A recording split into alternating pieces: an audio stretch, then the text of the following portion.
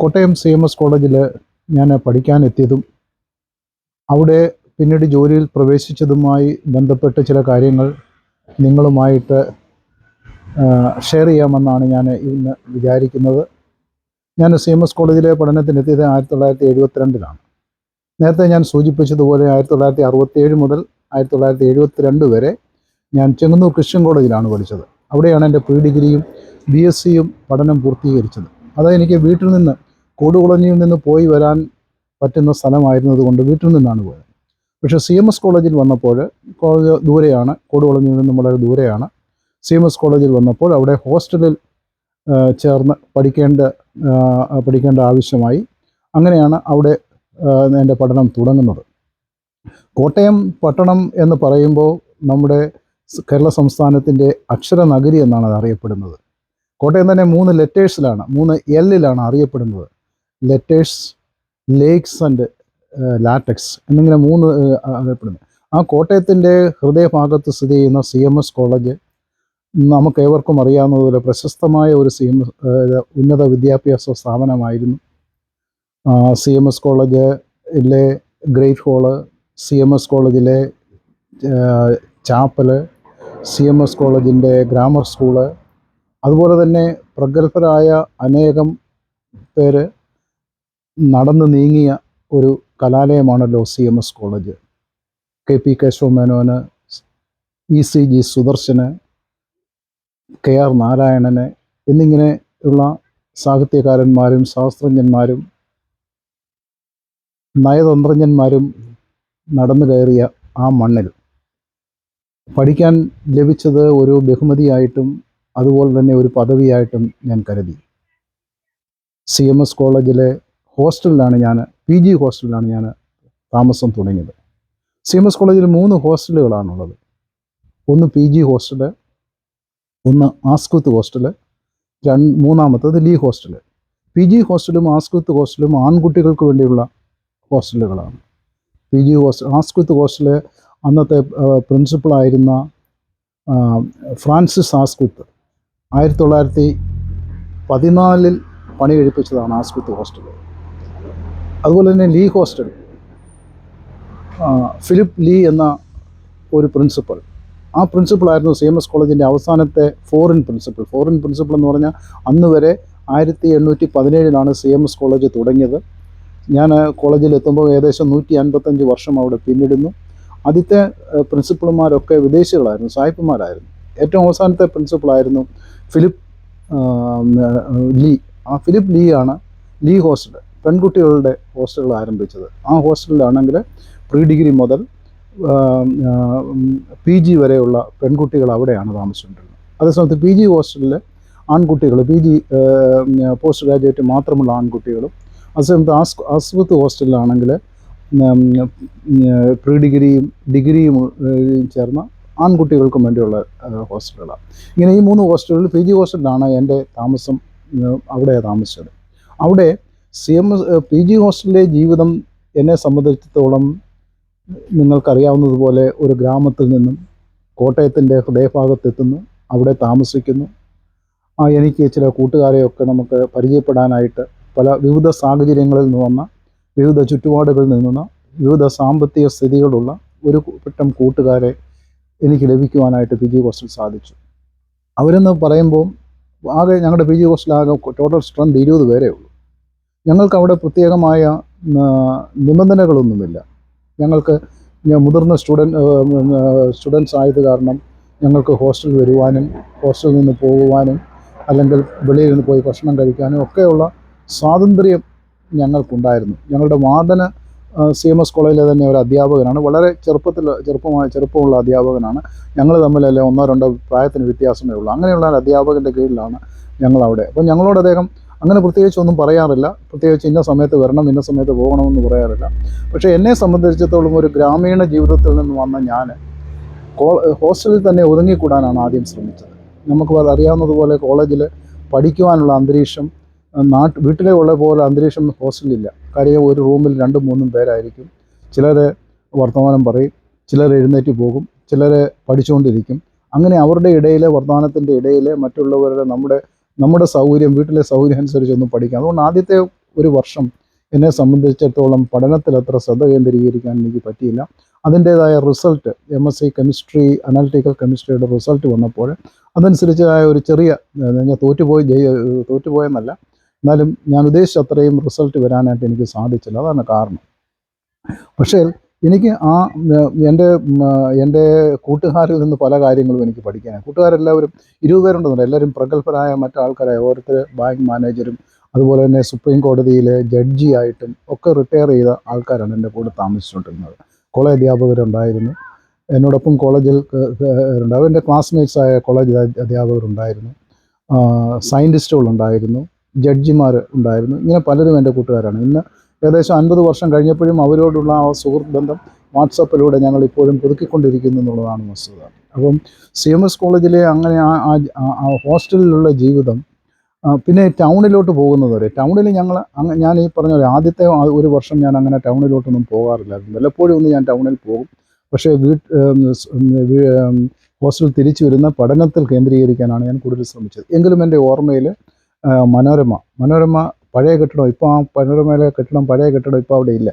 മനോരമയുടെ കെട്ടിടം, അതുപോലെ തന്നെ വിദ്യാർത്ഥി മിത്രത്തിൻ്റെ കെട്ടിടം, ബെസ്റ്റ് ഹോട്ടൽ, ഇതെല്ലാം പണ്ടത്തേതിൽ നിന്നും കോട്ടയം ഒത്തിരി വ്യത്യസ്തമായി. ഇന്നും അതൊക്കെ കോട്ടയത്തിൻ്റെ ചായ തന്നെ കംപ്ലീറ്റ് മാറി. ഞാനീ പറഞ്ഞ മലയാള മനോരമയുടെ പഴയ കെട്ടിടമോ അല്ലെങ്കിൽ വിദ്യാർത്ഥി മിത്രത്തിൻ്റെ പഴയ കെട്ടിടമോ ഒന്നും ഇപ്പോൾ അവിടെ ഇല്ല. അവിടെയെല്ലാം അതിന് പകരം പുതിയ പുതിയ കെട്ടിടങ്ങളാണ് അവിടെ എല്ലാം വന്നേക്കുന്നത്. അപ്പോൾ കോട്ടയത്തിൻ്റെ ചായ തന്നെ മാറി. അതുപോലെ തന്നെ പക്ഷേ അവിടെ യാതൊരു മാറ്റവുമില്ലാതെ നിൽക്കുന്ന രണ്ട് ഉണ്ട്. തിരുനക്കര അമ്പലവും അതുപോലെ തന്നെ ക്രൈസ്റ്റ് ചർച്ച് കത്തീഡ്രൽ, CSI കത്തീഡ്രലും, ഹോളി ട്രിനിറ്റി CSI കത്തീഡ്രലും യാതൊരു മാറ്റവുമില്ല. അതൊക്കെ യാതൊരു മാറ്റവുമില്ലാതെ നിൽക്കുന്നതെന്ന് പറഞ്ഞാൽ പണ്ട് ഞാൻ 50 വർഷം മുമ്പ് കണ്ട അതേ രീതിയിൽ, ഒരുപക്ഷെ അവിടുത്തെ പാഴ്സനേജും അതുപോലെ തന്നെ റിട്രീറ്റ് ഹോളും ഒക്കെ സ്വല്പം മാറ്റം വന്നിട്ടുണ്ടെന്നല്ലാതെ ചർച്ച് ബിൽഡിങ്ങിന് യാതൊരു മാറ്റവുമില്ല കഴിഞ്ഞ 50 വർഷം. അതുതന്നെയാണ് തിരുനക്കര അമ്പലവും. ഇത് രണ്ടും അതും ദൈവത്തിൻ്റെ വചനം, മാറ്റമില്ലാത്ത വചനം എന്ന് പറഞ്ഞ പോലെ ആലയം അതുപോലെ നിൽക്കുകയാണ് അവിടെ. പിന്നീട് ഞാൻ ഈ ഹോസ്റ്റലിൽ താമസിക്കുമ്പം മറ്റു ചില കാര്യങ്ങളിലൂടെ എന്നെ തന്നെ ഞാൻ അറിയാതെ തന്നെ എൻ്റെ സ്വഭാവത്തിലൊക്കെ ഒരു മാറ്റം വരാണ്. സ്വഭാവത്തിലുള്ള മാറ്റം എന്താണെന്ന് ചോദിച്ചാൽ, ഞാൻ ഹോസ്റ്റലിൽ താമസിക്കുമ്പം നമുക്കറിയാം, അതുവരെ വീട്ടിൽ താമസിച്ചുകൊണ്ടിരുന്നു, സിംഗിളായിട്ട് താമസിച്ചു, ഒരു സെൽഫ് സെൻറ്റേർഡ് ലൈഫായിരുന്നു.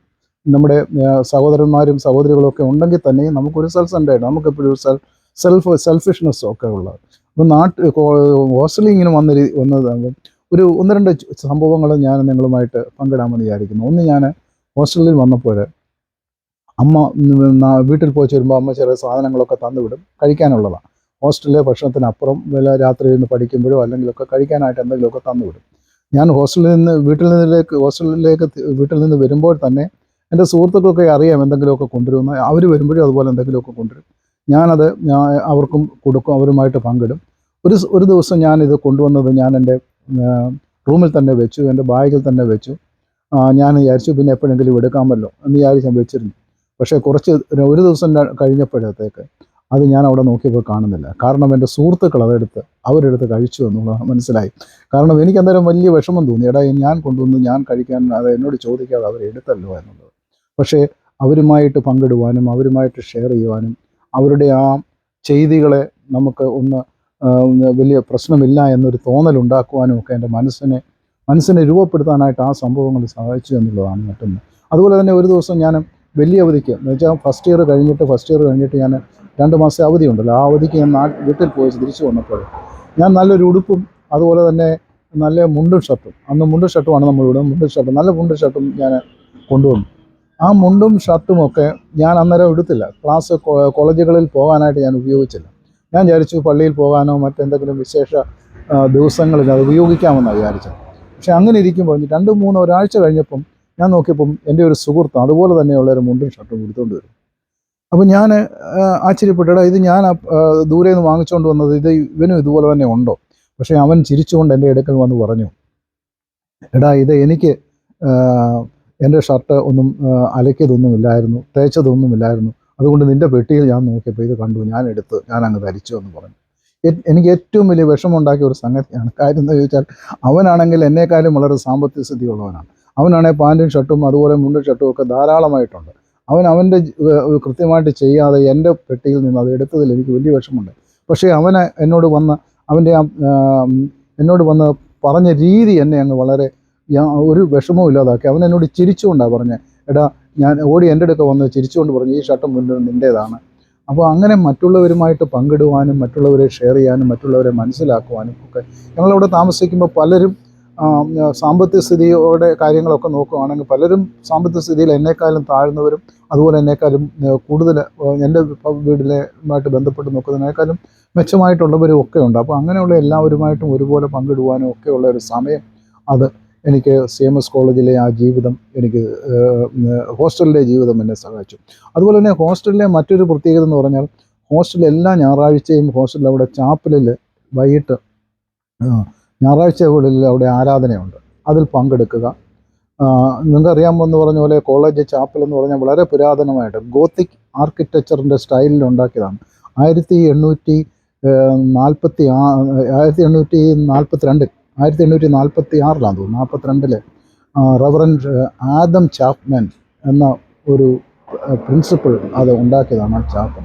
അത് ഇന്നും അവിടുത്തെ അത് പ്യൂസും കേർഡായിട്ടുള്ള പ്യൂസും അതുപോലെ തന്നെ അതിൻ്റെ മറ്റ് സ്ട്രക്ചറും എല്ലാം വളരെ ആംഗ്ലിക്കൻ മോഡലിലെ വളരെ പുരാതനമായ രീതിയിൽ അത് അന്ന് 1846 ഉണ്ടാക്കിയ ആ ചാപ്പൽ വളരെ ചെറിയ ചാപ്പലാണ്. പക്ഷേ ആ ചാപ്പൽ ഇന്നും അതുപോലെ തന്നെ നിൽക്കുന്നു, യാതൊരു മാറ്റവുമില്ലാതെ നിൽക്കുന്നു. അവിടെ പോയി ആരാധന നടത്തുക, ഞങ്ങൾ ആരാധനയിൽ പങ്കെടുക്കുക. ഞങ്ങളുടെ അന്നത്തെ കോളേജ് പ്രിൻസിപ്പളായിരുന്ന ഇന്ന് CMS കോളേജ് പ്രിൻസിപ്പളായിരുന്ന MC ജോൺ അച്ഛനായിരുന്നു അന്ന് കോളേജിലെ ചാപ്ലൈൻ. അദ്ദേഹമാണ് ആ പ്രയർ ലീഡ് ചെയ്തിരുന്നത്. അതേസമയത്ത് ഞങ്ങൾ PG ഹോസ്റ്റലും അന്ന് എല്ലാ ഹോസ്റ്റലും കൂടെ ഒന്നിച്ചേർന്ന PG ഹോസ്റ്റലിലെയും ആസ്പത്രി ഹോസ്റ്റലിലെയും ലീഗ് ഹോസ്റ്റലിലെയും എല്ലാ കുട്ടികളും ഒന്നിച്ച് ഹോസ്റ്റലിലുള്ള എല്ലാ കുട്ടികൾക്കും ഒന്നിച്ച് അവിടെ വരുവാനും ആരാധനയിൽ പങ്കെടുക്കുവാനൊക്കെ ഉള്ള ഒരു സൗകര്യം അതുകൊണ്ട് ചാപ്പലുണ്ടായിരുന്നു.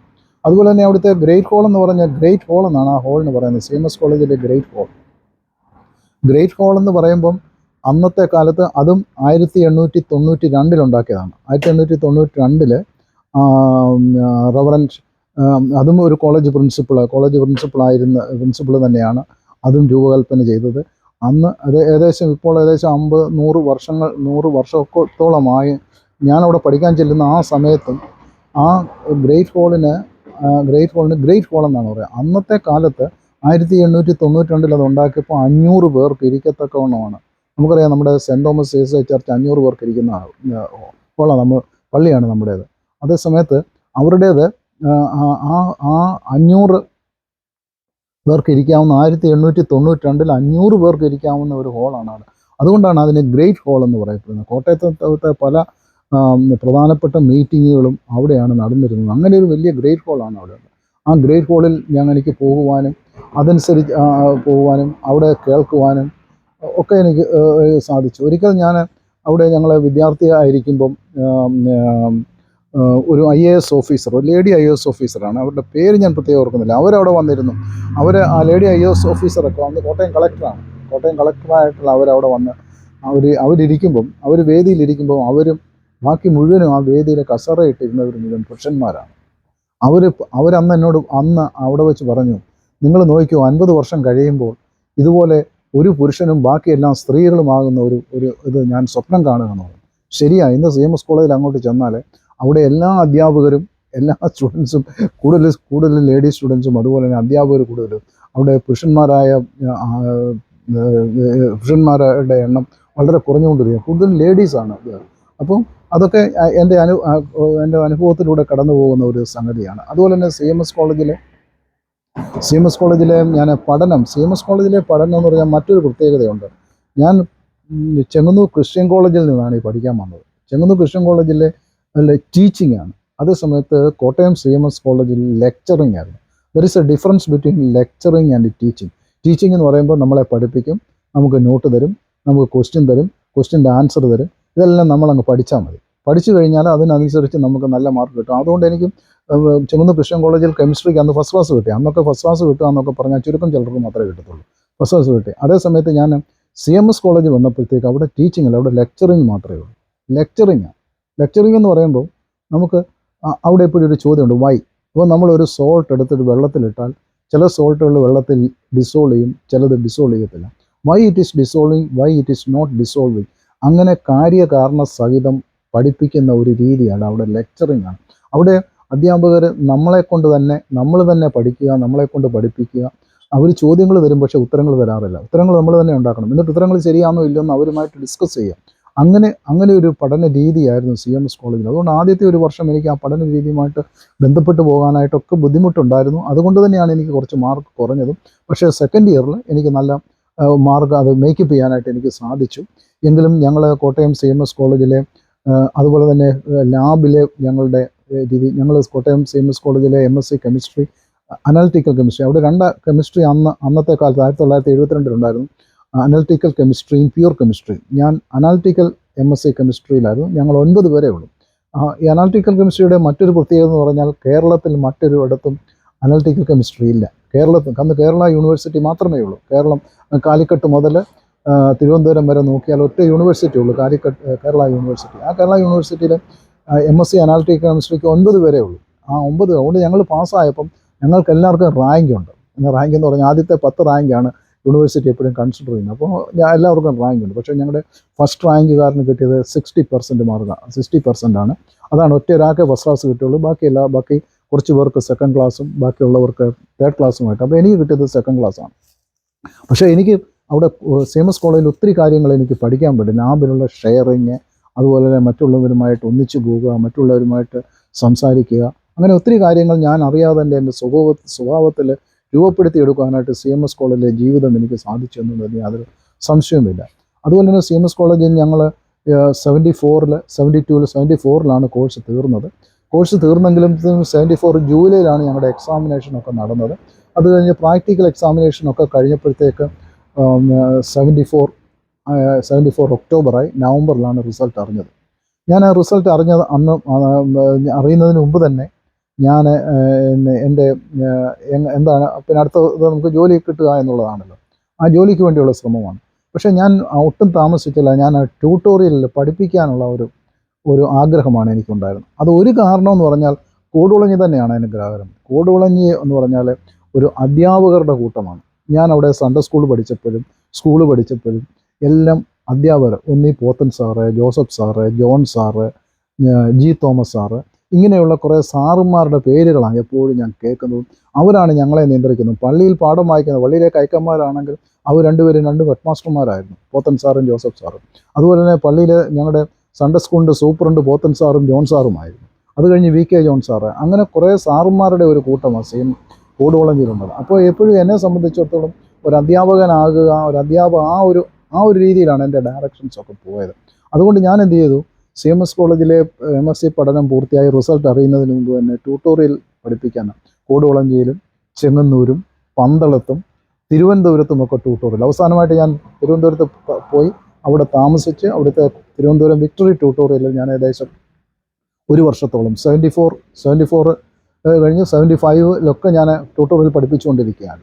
ആ സമയത്ത് ട്യൂട്ടോറിയൽ പഠിപ്പിച്ചുകൊണ്ടിരിക്കുന്ന സമയത്ത് തന്നെ ഞാൻ മറ്റു ജോലി ശ്രമിച്ചു. കാര്യം ട്യൂട്ടോറിയലിലെ ജോലിയൊന്നും അത്ര നല്ല പെർമനൻ്റായിട്ട് ജോലിയല്ല, പെൻഷനുള്ള ജോലിയല്ല. അത് കാരണം ഞാൻ മറ്റ് ജോലിയിലേക്ക്, അതായത് AG's ഓഫീസ്, അതുപോലെ തന്നെ സെൻട്രൽ ഗവൺമെൻറ്റിൻ്റെ റിസർച്ച് ആൻഡ് അനാലിസിസ് വിങ്, അതുപോലെ തന്നെ കോയമ്പത്തൂരുള്ള മറ്റൊരു സ്കൂള്, അതുപോലെ ഇലക്ട്രോ കെമിക്കൽ റിസർച്ച് ഇൻസ്റ്റിറ്റ്യൂട്ട് കാരക്കുടിയിലെ കെമിസ്റ്റ്, ഇങ്ങനെയുള്ള പല ജോലികളും ഞാൻ ശ്രമിച്ചു. 2 ജോലികൾ എനിക്ക് കിട്ടി. കാരക്കുടി റിസർച്ച് ഇൻസ്റ്റിറ്റ്യൂട്ടിലെ കെമിസ്റ്റും കിട്ടി, അതുപോലെ തന്നെ കോയമ്പത്തൂരുള്ള ഒരു സ്കൂളിൽ, ഒരു തമിഴരുടെ സ്കൂളായിരുന്നു, എങ്കിലും അവിടെ എനിക്ക് കിട്ടി. പക്ഷേ ഈ 2ഉം എനിക്ക് അങ്ങ് ഇഷ്ടപ്പെട്ടില്ലാത്തതുകൊണ്ട് ഇവിടെ 2ഉം ഞാൻ ജോയിൻ ചെയ്തില്ല, എൻ്റെ ട്യൂട്ടോറിയൽ തന്നെ. ആ സമയത്ത് നമ്മുടെ നാട്ടിലെ കോളേജുകളിലൊന്നും ഇല്ല. അധ്യാപക വൃത്തിക്ക് പോകണമെന്നാണ് എൻ്റെ ആഗ്രഹം. പക്ഷേ സ്കൂളിലെ സ്കൂളിൽ പോയി പഠിപ്പിക്കാൻ അത്ര ആഗ്രഹമില്ലായിരുന്നു. കോളേജിൽ തന്നെ കിട്ടണമെന്നായിരുന്നു എൻ്റെ ആഗ്രഹം. അതനുസരിച്ച് ഞാൻ അന്ന് കോളേജുകളിൽ വേക്കൻസി ഇല്ല. അതിനൊരു പ്രത്യേകതയുണ്ട്. വേക്കൻസി ഇല്ലാത്തതെന്താണെന്ന് ചോദിച്ചാൽ 1972 കോളേജുകളിൽ ഡയറക്റ്റ് പേയ്മെൻറ്റ് വന്നത്. ഡയറക്റ്റ് പേയ്മെൻറ്റ് എന്ന് പറഞ്ഞാൽ അന്ന് വരെ 72 വരെ കോളേജിലെ അധ്യാപകർക്ക് ശമ്പളം കൊടുക്കുന്നത് മാനേജറാണ് ശമ്പളം കൊടുക്കുന്നത്. CMS കോളേജിലെ ശമ്പളം കൊടുക്കുന്നത് CMS കോളേജിലെ മാനേജറാണ്. അതുപോലെ തന്നെ വിദ്യാർത്ഥികളുടെ ഫീസ് പിരിച്ചെടുക്കുന്നതും ഈ മാനേജ്മെൻറ്റാണ്. അപ്പോൾ കോളേജ് തന്നെയാണ് ഫീസ് പിരിച്ചെടുക്കുന്നതും അധ്യാപകർക്ക് ശമ്പളം കൊടുക്കുന്നതും കോളേജിനൊക്കെ ഗ്രാൻഡ് കിട്ടും. ആ ഗ്രാൻഡിൽ നിന്ന് ഇതെല്ലാ കാര്യങ്ങളും ചെയ്തുകൊണ്ടിരുന്നു. പക്ഷേ 1972 ആൻ്റണി ഗവൺമെൻറ്റാണ് കോളേജ് എല്ലാ പ്രൈവറ്റ് കോളേജിലെയും ഡയറക്റ്റ് പേയ്മെൻ്റ് ആക്കി. അധ്യാപകർക്ക് ഗവൺമെൻറ്റിൽ നിന്നുള്ള നേരിട്ട് ശമ്പളമായി. അതുപോലെ തന്നെ വിദ്യാർത്ഥികളുടെ ഫീസ് പിരിച്ചെടുത്തത് ഗവൺമെൻറ്റിലാണ് അടയ്ക്കേണ്ടത്. ആ ഒരു വ്യത്യാസം. അപ്പോൾ ഒരു ട്രാൻസിഷൻ പീരീഡാണ് 72 എന്ന്. അപ്പോൾ 72 മുതൽ 74, 75 വരെ കോളേജുകളിലൊന്നും വേക്കൻസി അനൗൺസ് ചെയ്യുന്നില്ല. കാര്യം ഈ അന്ന് കോളേജ് അധ്യാപകരെ നിയമിക്കണമെങ്കിൽ ചില നിയന്ത്രണങ്ങളൊക്കെ ഉണ്ട്. ഗവൺമെൻറ് ചില നിയന്ത്രണങ്ങളൊക്കെ കൊണ്ടുവന്നു. ആ നിയന്ത്രണങ്ങളൊക്കെ പാലിച്ച് അതിൻ്റെ റൂൾസ് ആൻഡ് റെഗുലേഷൻസൊക്കെ വരാനായിട്ട് കുറേ താമസമുണ്ട്. അതുകൊണ്ട് 72, 74, 75 കാലയളവിൽ കോളേജുകളിലൊന്നും ജോലിയില്ലായിരുന്നു. പക്ഷേ 75 അവസാനമായപ്പോഴത്തേക്കൂടെ 75 ഒക്ടോബറൊക്കെ ആയപ്പോഴത്തേക്ക് വേക്കൻസി അനൗൺസ് ചെയ്തു. അങ്ങനെ CMS കോളേജിലും ബിഷപ്പ് മൂർ കോളേജിലും ഒക്കെ വേക്കൻസി അനൗൺസ് ചെയ്ത് അങ്ങനെ ഞാൻ ഇവിടെയൊക്കെ ഇൻ്റർവ്യൂവിന് പോയി. പക്ഷേ എനിക്ക് എൻ്റെ ഭാഗ്യം കൊണ്ടോ ദൈവം നിശ്ചയിച്ചത് കൊണ്ടോ എനിക്ക് CMS കോളേജിൽ തന്നെയാണ് കിട്ടിയത്. CMS കോളേജിൽ എനിക്ക് എല്ലാ അധ്യാപകരും എന്നെ പഠിപ്പിച്ച അധ്യാപകരായിരുന്നു. അവിടെ ഞാൻ CMS കോളേജ് ജോയിൻ ചെയ്തു. ഞാൻ CMS കോളേജ് ജോയിൻ ചെയ്യാനായിട്ട് എനിക്ക് കിട്ടുമെന്നൊരു പ്രതീക്ഷയില്ലായിരുന്നു. കാരണം അവിടെ CMS കോളേജിലെ വേക്കൻസി, അപ്പം ഗവൺമെൻറ്റിൻ്റെ പ്രത്യേക റൂള് കാരണം 2 വേക്കൻസി ഉണ്ടായാലും ഒരു വേക്കൻസി ഒരു CSI കാരനും മറ്റേ വേക്കൻസി ഓപ്പൺ മെറിറ്റിലും പോകണം. അതായത് ഒന്ന് കമ്മ്യൂണിറ്റി മെറിറ്റും ഒന്ന് ഓപ്പൺ മെറിറ്റുമാണ്. അപ്പോൾ ഞാനൊരു CSI കാരനാണ്. അപ്പോൾ എനിക്ക് വേണമെങ്കിൽ കമ്മ്യൂണിറ്റി കോട്ടായിൽ ഒരു വേക്കൻസിയിൽ എനിക്ക് കിട്ടാം. അത് CSI കാരെ മാത്രമേ എടുക്കാൻ പറ്റത്തുള്ളൂ. അന്ന് അവിടെ കോളേജിൽ അപ്ലൈ ചെയ്ത് 10-30 പേര് അപ്ലൈ ചെയ്തതിൽ 4 പേര് CSI കാരും ബാക്കി 10-20 പേര് മറ്റ് മതക്കാരുമായിരുന്നു. അപ്പോൾ അത് കാരണം ഈ 4 പേരിൽ അപ്പോൾ എനിക്കപ്പം അവിടെ കോളേജിൽ കിട്ടാനായിട്ട് ആദ്യത്തെ ചാൻസ് 25% ചാൻസ് ഉണ്ട്. 4 പേരെ വരുന്നുള്ളൂ. അപ്പം 25% ചാൻസ് ഉണ്ട്. അപ്പം എല്ലാവരും CSI കാരാണ്. എല്ലാവരും CSI കാരെന്ന് പറഞ്ഞാൽ കോട്ടയത്തും അല്ലെങ്കിൽ മറ്റ് അടുത്തുമൊക്കെയുള്ള CSI കാരാണ്. എനിക്കങ്ങനെ വലിയ കൊടുകുളഞ്ഞിലായതുകൊണ്ടും എൻ്റെ മാതാപിതാക്കന്മാർക്ക് CSIയുമായിട്ട് വലിയ ബിഷപ്പിനൊന്നും അത്ര പരിചയമില്ല. എങ്കിലും ഞാൻ അന്ന് TS ജോസഫ് തിരുമേനിയാണ് കോളേജിൻ്റെ ബിഷപ്പായിട്ടിരിക്കുന്നത്. ഞാനും എൻ്റെ പിതാവും എൻ്റെ ഉപ്പാപ്പനും കൂടെ ഒരു സംഘമായിട്ട് ഞങ്ങൾ ചെന്ന് TS ജോസഫ് തിരുമേനിയെ കാണുന്നു. TS ജോസഫ് തിരുമേനിയോട് എൻ്റെ ജോലിയുടെ കാര്യം പറയുന്നതും തിരുമേനി അന്നേരം തന്നെ ഒരു ലെറ്റർ എഴുതി എനിക്ക് തരികയാണ്. അന്നത്തെ പ്രിൻസിപ്പളായിരുന്ന ജോർജ് M. തോമസ് സാറിന് കൊടുക്കാൻ. അദ്ദേഹം പ്രഗത്ഭനായ ഒരു അധ്യാപകനായിരുന്നു. ഫിസിക്സിൻ്റെ ഹെഡ് ഓഫ് ദി ഡിപ്പാർട്ട്മെൻ്റ് ആയിരുന്നു professor George M. Thomas sir. സാറിന് ഒരു ലെറ്റർ എഴുതി, please see that this person be admitted in the department of chemistry എന്ന് പറഞ്ഞ് പുള്ളി ഒരു എഴുത്തെഴുതി എൻ്റെ തന്നു. പുള്ളി ഓപ്പണായിട്ട് ലെറ്റർ എഴുതി തന്നത്. അപ്പോൾ ഞാനത് കൊണ്ടുപോയി ഞങ്ങളുടെ പ്രിൻസിപ്പളിനെ കൊടുത്തു. അതെല്ലാം ഇൻ്റർവ്യൂവിന് മുമ്പാണ്. പ്രിൻസിപ്പൾ എന്നോട് പറഞ്ഞു, നിങ്ങൾ തിരുമേനിയുടെ അടുക്ക് പോകുമ്പം ബിഷപ്പുമാരെല്ലാവർക്കും ഇതുപോലെ എഴുത്തെഴുതും. അതുകൊണ്ട് ഈ എഴുത്ത് കൊണ്ടൊന്നും യാതൊരു പ്രയോജനവുമില്ല. എങ്കിലും താൻ കൊണ്ടുവന്നല്ലേ അതിൻ്റെ ഇരിക്കട്ടെന്നും പറഞ്ഞ് അദ്ദേഹം വാങ്ങിച്ചു വെക്കുകയും ചെയ്തു. അങ്ങനെ ഏതായാലും ഇൻ്റർവ്യൂ നടന്ന് എനിക്ക് CMS കോളേജ് ജോലി കിട്ടുകയും ചെയ്തു. CMS കോളേജിലെ ജീവിതവും എനിക്ക് വളരെ പ്രത്യേകതയാണ്. CMS കോളേജ് മറ്റ് കോളേജുകളെ പോലല്ല. എല്ലാവർക്കും ഇൻഡിപെൻഡൻ്റ് ആയിട്ടും സ്വതന്ത്രമായിട്ട് ചിന്തിക്കാനും സ്വതന്ത്രമായിട്ട് പഠിപ്പിക്കുവാനും സ്വതന്ത്രമായിട്ട് ജോലി ചെയ്യാനുമുള്ള ഒരു സാഹചര്യം അവിടെ ഉണ്ടായിരുന്നു. CMS കോളേജ് തന്നെ പ്രഗത്ഭരായ അധ്യാപകരുടെ ഒരു കൂട്ടമാണ്. ഞാൻ നേരത്തെ സൂചിപ്പിച്ചതുപോലെ പ്രഗത്ഭരെ സൃഷ്ടിച്ചതാണ് CMS കോളേജ്. ശാസ്ത്രജ്ഞനായ ലോക അറിയപ്പെടുന്ന ശാസ്ത്രജ്ഞനായിരുന്നു ECG സുദർശൻ. അദ്ദേഹം ന്യൂക്ലിയർ ഫിസിക്സിൽ അറിയപ്പെട്ട ഒരു ശാസ്ത്രജ്ഞനാണ്. അദ്ദേഹം അവിടെയാണ് പഠിച്ചത്. അതുപോലെ KR നാരായണൻ അവിടെയാണ് പഠിച്ചത്. അതുപോലെ തന്നെ പല സാഹിത്യ നായകന്മാരും അവിടെയാണ് പഠിച്ചത്. അപ്പോൾ അങ്ങനെയുള്ള വലിയൊരു കോളേജിൽ അവിടെ ചെന്ന് അപ്പോൾ നമ്മുടേതായ ഒരു നല്ല അന്തരീക്ഷമാണ്. ഏകദേശം 47 ഏക്കറിൻ്റെ മധ്യത്തിൽ ഏക്കറുള്ള ഒരു കോട്ടയത്തിൻ്റെ ഹൃദയഭാഗത്ത് ഒരു കോളേജ് സ്ഥിതി ചെയ്യുന്നു. ആ കോളേജിൽ ചെന്ന് പഠിപ്പിക്കുക എന്ന് പറഞ്ഞത് വളരെ ഒരു ബഹുമതിയാണ്, പദവിയാണ്. അതൊക്കെ എനിക്ക് ലഭിച്ചത് ഒരു ദൈവനിയോഗമായിട്ട് ഞാൻ കരുതി. അപ്പോൾ അവിടെ അപ്പോൾ നമ്മൾ പഠിപ്പിക്കാനുണ്ട്. അപ്പോൾ ഞാൻ ട്യൂട്ടോറിയലൊക്കെ പഠിപ്പിച്ചിട്ട് അവിടെ ചെന്നപ്പോൾ വളരെ ജൂനിയർ ആണെങ്കിലും തന്നെ എനിക്ക് പഠിപ്പിക്കാൻ ബുദ്ധിമുട്ട് ഉണ്ടായിരുന്നു.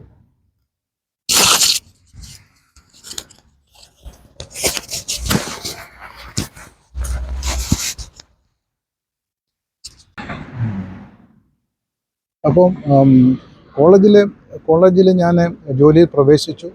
കോളേജിലെ എനിക്ക് ഏറ്റവും നല്ല പ്രൊഫഷണൽ സാറ്റിസ്ഫാക്ഷൻ കിട്ടിയ ഒരു ജോലിയായിരുന്നു കോട്ടയം CMS കോളേജിലെ ജോലി. പഠിപ്പിക്കുന്നതിന് എനിക്ക് ബുദ്ധിമുട്ട് ഇല്ല. പക്ഷേ ഞാൻ ശരിക്കും കെമിസ്ട്രി പഠിക്കാൻ തുടങ്ങിയത് ട്യൂട്ടോറിയൽ കോളേജിൽ പഠിപ്പിക്കാൻ തുടങ്ങിയപ്പോഴും CMS കോളേജിൽ പഠിപ്പിക്കാൻ തുടങ്ങിയപ്പോഴുമാണ് ഞാൻ ശരിക്കും കെമിസ്ട്രിയാണ് പഠിക്കാൻ തുടങ്ങിയത്. അപ്പം എൻ്റെ ജോലിയിൽ ഞാൻ കൂടുതൽ 100% സിൻസിയറിറ്റി പുലർത്താനായിട്ട് ഞാൻ ശ്രമിച്ചു. ഞാൻ നല്ലതായിട്ട് പ്രിപ്പയർ ചെയ്യുമായിരുന്നു. അവിടെ പോയി നമുക്ക് തരുന്ന സിലബസ് ഒരു വർഷം കൊണ്ട് പഠിപ്പിച്ച് തീർക്കണമെന്നേ ഉള്ളൂ. ഒരു വർഷം കൊണ്ട് ആ സിലബസ് നമ്മൾ പഠിപ്പിച്ച് തീർക്കണം. അത് കൃത്യമായിട്ട് പഠിപ്പിച്ച് തീർക്കുന്നതിൽ ഞാൻ അവിടെ 24 വർഷമാണ് കോട്ടയം CMS കോളേജ് ജോലി ചെയ്ത. 24 വർഷവും എൻ്റെ സബ്ജക്റ്റ് എനിക്ക് കൃത്യമായി പഠിപ്പിച്ച് തീർക്കുവാനും ചെയ്യുവാനും സിൻസിയറായിട്ട് പഠിപ്പിക്കാനും ഒക്കെയുള്ള ഒരു ഞാൻ നിർബന്ധിതനായിരുന്നു. കാര്യം ഒരിക്കലും വിദ്യാർത്ഥികളെ നമ്മൾ പഠിപ്പിക്കാതെ വിടരുത് എന്നുള്ളത്. അവിടെ ഞാൻ ഈ പറഞ്ഞതുപോലെ ലെക്ചറിങ് ആണ്, നമ്മൾ പഠിപ്പിക്കും. അതുപോലെ തന്നെ വിദ്യാർത്ഥികളെ കൊണ്ട് നമ്മുടെ ക്വസ്റ്റ്യൻ ചോദിക്കും, അവരുടെ അവരിൽ നിന്ന് ആൻസറും വാങ്ങും. അങ്ങനെ ഒരു വൈ എന്നുള്ള ഒരു ചോദ്യം ചോദിച്ചുകൊണ്ട്, why it happen like this, why this is the reaction takes place like this എന്നൊക്കെ നമ്മൾ ചോദിച്ചുകൊണ്ടുള്ള ഒരു ആയിരുന്നു അവിടുത്തേത്. അതുപോലെ തന്നെ എൻ്റെ അധ്യാപകർ, എൻ്റെ കൂടെയുള്ള അധ്യാപകർ എന്നെ ഒത്തിരി ഹെൽപ്പ് ചെയ്തു. പല കാര്യങ്ങളും നമുക്ക് അറിയാൻ വയ്യാത്ത പല കാര്യങ്ങളും സംശയങ്ങളും ഒക്കെ ഒരു ഞാനിപ്പോൾ ഓർക്കും, ഞങ്ങളുടെ TT തോമസ് സാർ എന്ന് പറയുന്ന സാർ ഒരു വോക്കിംഗ് എൻസൈക്ലോപ്പീഡിയാണ്. കെമിസ്ട്രിയെ സംബന്ധിച്ചിടത്തോളം is A walking encyclopaedia in chemistry എന്ന് ഞാൻ പറയാം. കാര്യം വെച്ചാൽ ഏത് കാര്യങ്ങളും എപ്പം TT തോമസ് സാറിനോട് ചോദിച്ചാലും, അത് ഓർഗാനിക് കെമിസ്ട്രി ആയാലും ഇനോർഗാനിക് കെമിസ്ട്രി ആയാലും ഫിസിക്കൽ കെമിസ്ട്രി ആയാലും ഏത് കാര്യങ്ങളും സാറിനോട് ചോദിച്ചാൽ ഉടനെ സാറിനോട് പറയും. ഇപ്പം ഞാൻ ക്ലാസ്സിൽ പോകാൻ നേരത്തായിരിക്കും എനിക്ക് എന്തെങ്കിലും ഒരു സംശയം ഉണ്ടെങ്കിൽ പെട്ടെന്ന് സാറിനോട് ചോദിച്ചാൽ മതി. അവിടെ ജൂനിയർ സീനിയറും വ്യത്യാസമൊന്നുമില്ല. വളരെ നിനക്കറിയാൻ വയ്യാതാണോ ഈ കോളേജിലേക്ക് പഠിപ്പിക്കാൻ വന്നത് എന്നുള്ളൊരു ചോദ്യമൊന്നുമില്ല. നമുക്ക് ഏത് അധ്യാപകനോടും കാര്യമായിട്ട് ചോദിക്കാം. വളരെ കാര്യമായിട്ടൊരു ഇളയ സഹോദരനോടെന്ന നിലയിൽ ഒരു ഉപദേശം എന്ന രീതിയിൽ അവർ ആ കാര്യങ്ങളൊക്കെ പറഞ്ഞു തന്നത് CMS കോളേജിൻ്റെ ഒരു പ്രത്യേകതയാണ്. അതുപോലെ തന്നെ നമ്മൾ അവിടെ ജനറൽ സ്റ്റാഫ് റൂമുണ്ട്.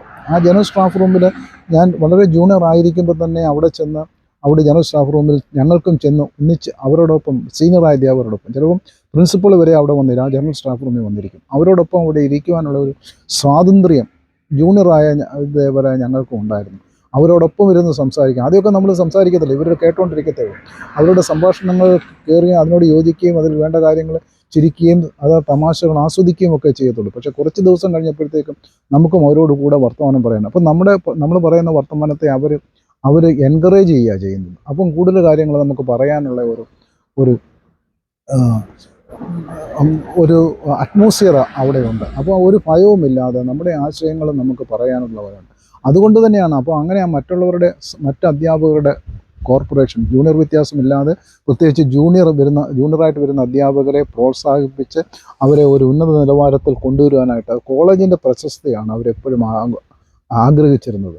അവരൊരു സ്വാർത്ഥ മനോഭാവമില്ല, വളരെ ഒരു ഷെയറിങ് മെൻറ്റാലിറ്റിയാണ്. അവർക്കറിയാവുന്ന കാര്യങ്ങൾ നമ്മളോട് പറയുക, നമ്മൾക്കറിയാവുന്ന കാര്യങ്ങൾ അവർ കേൾക്കുക, അതിന് വേണ്ട ഉപദേശങ്ങൾ തരിക. അതൊക്കെ ആ CMS കോളേജിൻ്റെ അധ്യാപകരുടെ ഒരു പ്രത്യേകതയാണ്. അമ്പലപ്പുഴ രാമവർമ്മ സാറിനെ പോലുള്ളവർ, അതുപോലെ തന്നെ professor TT Thomas, professor doctor P Thomas sir, professor doctor George M Thomas sir, ഇവരൊക്കെ അങ്ങനെ നമുക്ക് വേണ്ട പ്രചോദനം തരുന്ന പ്രൊഫസർ ജോർജ് കോയ് sir, George sir English department ആയിരുന്നു, എങ്കിലും സാറൊക്കെ വളരെ ഹെൽപ്പ് ചെയ്തു. എൻ്റെ ഉന്നത പഠനത്തിനൊക്കെ അവരൊക്കെ ഒത്തിരി ഹെൽപ്പ് ചെയ്തതാണ്. അതുകൊണ്ട് തന്നെ എനിക്ക് CMS കോളേജിൽ ഇരുന്നു കൊണ്ട് തന്നെ അവധിയൊന്നും എടുക്കാതെ എനിക്ക് അവിടെ റിസർച്ച് പൂർത്തീകരിക്കുവാനും ഡോക്ടറേറ്റ് ഡിഗ്രി എടുക്കുവാനും വിദേശത്തെ പോസ്റ്റ് ഡോക്ടറേറ്റ് ഡിഗ്രി പഠനത്തിന് പോകാനും ഒക്കെ സാഹചര്യം എനിക്ക് സൃഷ്ടിച്ചതാണ്. കാരണം CMS കോളേജിൻ്റെ പ്രത്യേകത എന്ന് പറഞ്ഞാൽ നമ്മളൊരു ഉന്നത വിദ്യാഭ്യാസത്തിന് പോകണം, അല്ലെങ്കിൽ ഏതെങ്കിലും ഒരു പഠനത്തിന് പോകണമെങ്കിൽ അവർ ലീവ് തരാൻ അവർക്കൊന്നും ഒരു ബുദ്ധിമുട്ടില്ല. അത് നമ്മൾ ചോദിച്ചാൽ അവർ ലീവ് തരും. കാര്യം അത് നമ്മുടെ ഉന്നമനം മാത്രമല്ല, അത് കോളേജിൻ്റെ ഉന്നമനം കൂടിയാണ് എന്നുള്ള ഒന്ന് വിശാലമായി ചിന്തിക്കുവാൻ കഴിവുള്ള ഒരു കൂട്ടം അധ്യാപകർക്കിടയിലായിരുന്നു ഞാൻ ജോലി ചെയ്യുന്നത്.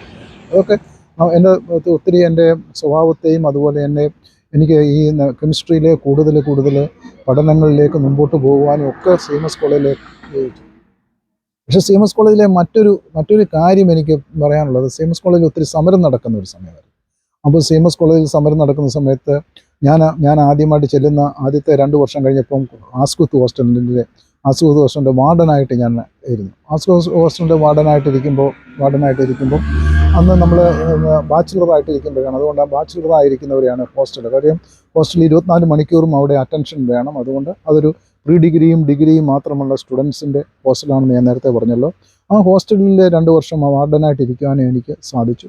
അങ്ങനെ ഇരിക്കുമ്പോൾ കോളേജിൽ മിക്കവാറും സമരങ്ങളൊക്കെ നടക്കുന്ന ഒരു സമയമാണ്. കോളേജിൽ മിക്കവാറും സമരങ്ങളും ഒക്കെ നടക്കാറുന്ന ഒരു സമരമാണ്. അപ്പോൾ ഒരു ദിവസം സമരം നടന്നപ്പം വെളിയിൽ നിന്ന് ആൾക്കാർ വരികയും അവിടെ അടിപിടി നടക്കുകയും ചെയ്തു. ഒരു വിദ്യാർത്ഥി യുടെ മരണത്തിന് ആ സമരം ത്തിൻ്റെ അവസാന ഭാഗത്തേക്ക് എത്തിയപ്പോൾ ആ സമരം കൊണ്ട് ഒരു വിദ്യാർത്ഥി മരണപ്പെടുകയാണ് ഉണ്ടായത്.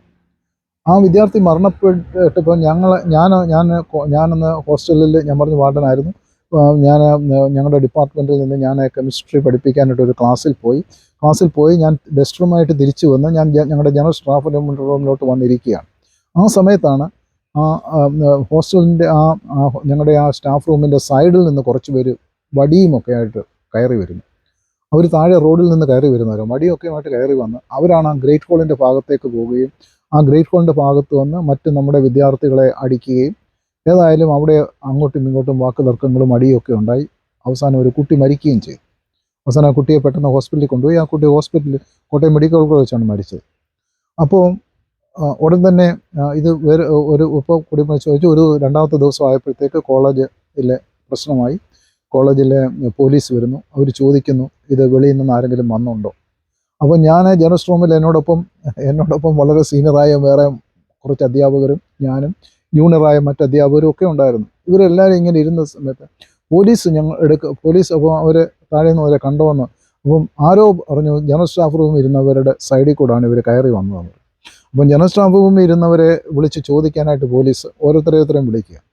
അപ്പം എന്നെ വിളിച്ചപ്പോൾ എന്നോട് ചോദിച്ചു. ഞാൻ പറഞ്ഞാൽ കുറച്ച് പേര് അവിടെ പോയി കയറി വന്നതായിട്ട് കണ്ടു എന്ന് പറഞ്ഞു. അതേസമയത്ത് എൻ്റെ സീനിയർ അധ്യാപകരും ഒപ്പം ഉണ്ടായിരുന്നു. അവരോടും പോലീസ് ഓരോ കാര്യങ്ങളൊക്കെ ചോദിച്ച് അവരെയും വിട്ടയച്ചു. കുറച്ച് ദിവസങ്ങൾ കഴിഞ്ഞപ്പോൾ കേസ് രജിസ്റ്റർ ചെയ്തതിൻ്റെ ഒന്നാമത്തെ സാക്ഷിയായിട്ട് വന്നത് എൻ്റെ പേരാണ്. സക്രിയാവുമനാണ് ഒന്നാമത്തെ സാക്ഷി. ബാക്കി ആരും കണ്ടവരില്ല. ബാക്കി CMS കോളേജിൽ ആരും കണ്ടില്ല. ഒരു അധ്യാപകർ പോലും കണ്ടില്ല. അങ്ങനെയാണ്. അപ്പം ഞാനങ്ങ് വല്ലാതായിപ്പോയി. കാരണം എന്താ വെച്ചാൽ ബാക്കി അധ്യാപകരൊക്കെ എന്നെക്കാളും മുതിർന്ന അധ്യാപകരായിരുന്നു എങ്കിലും അന്നത് പെട്ടെന്ന് നടന്ന സംഗതികളാണ്. ഇതുപോലെ പോലീസ് വരുന്നതും ഞങ്ങളോട് ഓരോരുത്തരോട് ചോദിക്കുന്നതും ഞങ്ങൾ തമ്മിൽ അങ്ങോട്ടും ഇങ്ങോട്ടും ഒന്ന് ഡിസ്കസ് ചെയ്യാനോ ഒന്നും സമയം കിട്ടിയില്ല. കഴിഞ്ഞതിൻ്റെ പോലീസുകാർ ഓരോരുത്തരെയും വിളിച്ച് ചോദിക്കുമ്പോൾ തന്നെ അവർ റെക്കോർഡ് ചെയ്യുന്ന പോലെ കാര്യങ്ങൾ എഴുതിയെടുക്കാം. അന്ന് റെക്കോർഡിംഗ് ഒന്നുമില്ല. അന്ന് കാര്യങ്ങൾ എഴുതിയെടുക്കാം. അപ്പോൾ അവരൊക്കെ എഴുതിക്കൊണ്ട് പോയി. അങ്ങനെ കാര്യങ്ങളങ്ങ് പോയി. പക്ഷേ 2-3 ആഴ്ച ഒരു മാസം കഴിഞ്ഞപ്പോൾ കാര്യത്തിൻ്റെ ഗതി അങ്ങ് മാറി. അവിടെ ആ കേസിൻ്റെ ഒന്നാമത്തെ സാക്ഷിയായിട്ട് സക്രിയ ഉമ്മനെ അവർ ഉൾപ്പെടുത്തുകയും ചെയ്തു. അപ്പോൾ ഈ ഞാനപ്പോൾ മിക്കവാറും പോലീസ് സ്റ്റേഷനിൽ പോവുക, കാര്യങ്ങൾ പറയാൻ ഇങ്ങനെ ഇരുന്നു. അവസാനം അവർ എന്നെ CMS കോളേജിലെ കുറച്ച് പേരെ അറസ്റ്റ് ചെയ്ത് 1-2 പേരെ കാണിച്ചുകൊണ്ട് എന്നോട് പറഞ്ഞു, ഇവരാണ് സാറ് കോളേജ് സ്റ്റാഫ് റൂമിലിരുന്ന് കണ്ടതും ഇപ്പോൾ ഈ കാണുന്നവരും ഇവർ രണ്ടുപേരും ഒരു കൂട്ടർ തന്നെയാണ് എന്ന് കൃത്യമായിട്ട് പറയണമെന്ന് പറഞ്ഞു. കോടതിയിൽ ചെന്ന് പറയണമെന്ന് പറഞ്ഞു. അപ്പോൾ ഞാൻ പറഞ്ഞു ഞാൻ അവിടെ വരുമ്പം ബഹളം നടന്നുകൊണ്ടിരിക്കുകയാണ്. കുറച്ച് പേര് ഓടിപ്പോകുന്നത് കണ്ടു. അവരുടെ വടിയൊക്കെ ഉണ്ടായിരുന്നതും കണ്ടു. അവരിന്ന ആളാണ് എന്ന് പറയാനായിട്ട് എനിക്ക് പറ്റില്ലെന്ന് പറഞ്ഞു.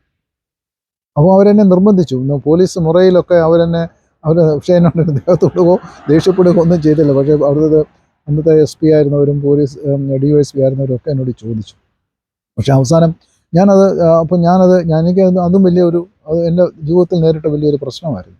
അപ്പം ഇനിയിപ്പോൾ ഞാൻ കോടതിയിൽ പോയി സാക്ഷി പറയുമ്പോൾ ഞാൻ ആർക്കും എതിരായിട്ട് പറയും, എങ്ങനെ പറയുമെന്നൊക്കെ ഉള്ളു. പക്ഷേ ഏതായാലും അന്നത്തെ DSP ആയിരുന്നത് ഒരു ഷമുൽ സാർ എന്ന് പറഞ്ഞ് അദ്ദേഹം ഒരു CSI മെമ്പറും കൂടെ ആയിരുന്നു. അദ്ദേഹത്തോട് ഞാൻ പറഞ്ഞു, സാറേ ഞാൻ ഇതുപോലെ പഠിപ്പിച്ചേച്ച് ഞാൻ എൻ്റെ ക്ലാസ് കഴിഞ്ഞ് ഡെസ്റ്റ് റൂമായിട്ട് അങ്ങോട്ട് വരുമ്പോൾ എൻ്റെ കയ്യിലെ ചോക്ക് പോലും ഞാൻ കഴുകി കളഞ്ഞിട്ടില്ല. അപ്പോഴേ അവരിങ്ങനെ പോകുന്നത് കണ്ടുകൊണ്ട് പിന്നെ അവർ ഓടിപ്പോകുന്നത് കണ്ടുള്ളൂ. ഓടിപ്പോകുന്നത് വെച്ച് എനിക്ക് ഇന്ന ആളാണെന്ന് പറഞ്ഞാൽ ഞാൻ പറയുന്നത് അവരല്ലെങ്കിൽ അതെൻ്റെ ഭാഗത്തുനിന്ന് ഒരു തെറ്റാണ്. ഇനി ശരിയാണോ തെറ്റാണോ എന്ന് എനിക്ക് പറയാൻ പറ്റുന്നില്ല. അതുകൊണ്ട് എന്നെ സാറ് ഇതിനകത്ത് നിന്ന് ഒഴിവാക്കണമെന്ന് പറയും. ആ ഒരൊറ്റ വർത്തമാനം കൊണ്ട് ഞാൻ പ്രാർത്ഥിച്ചുകൊണ്ടാണ് കാര്യങ്ങൾ ഒറ്റ വർത്തമാനം കൊണ്ട് ആ DSP എന്നെ ഫസ്റ്റ് സാക്ഷിയിൽ നിന്ന് എന്നെ മാറ്റുകയും ചെയ്തു. പക്ഷേ എനിക്ക് അതിനകത്ത് ഒരു വിഷമത്തിലൂടെ എന്നെ ആശ്ചര്യപ്പെടുത്തിയത് എൻ്റെ കൂടെ ഉണ്ടായിരുന്ന സീനിയർ അധ്യാപകരൊക്കെ അവർ പറഞ്ഞു ഞങ്ങൾ കണ്ടു. പക്ഷേ പോലീസിൻ്റെ മുമ്പിൽ വന്നപ്പോൾ അവർ കണ്ടില്ല എന്ന് പറഞ്ഞത് എന്നെ ഒരു വിഷമിപ്പിച്ച ഒരു സംഗതിയായിട്ട്. ഈ അടുത്തിടയിൽ അന്ന് കോട്ടയം SP ആയിരുന്നത് നമ്മുടെ ഇവിടെ അടുത്ത് വന്ന നമ്മുടെ പേരെ പെട്ടെന്ന് മറന്നുപോയി.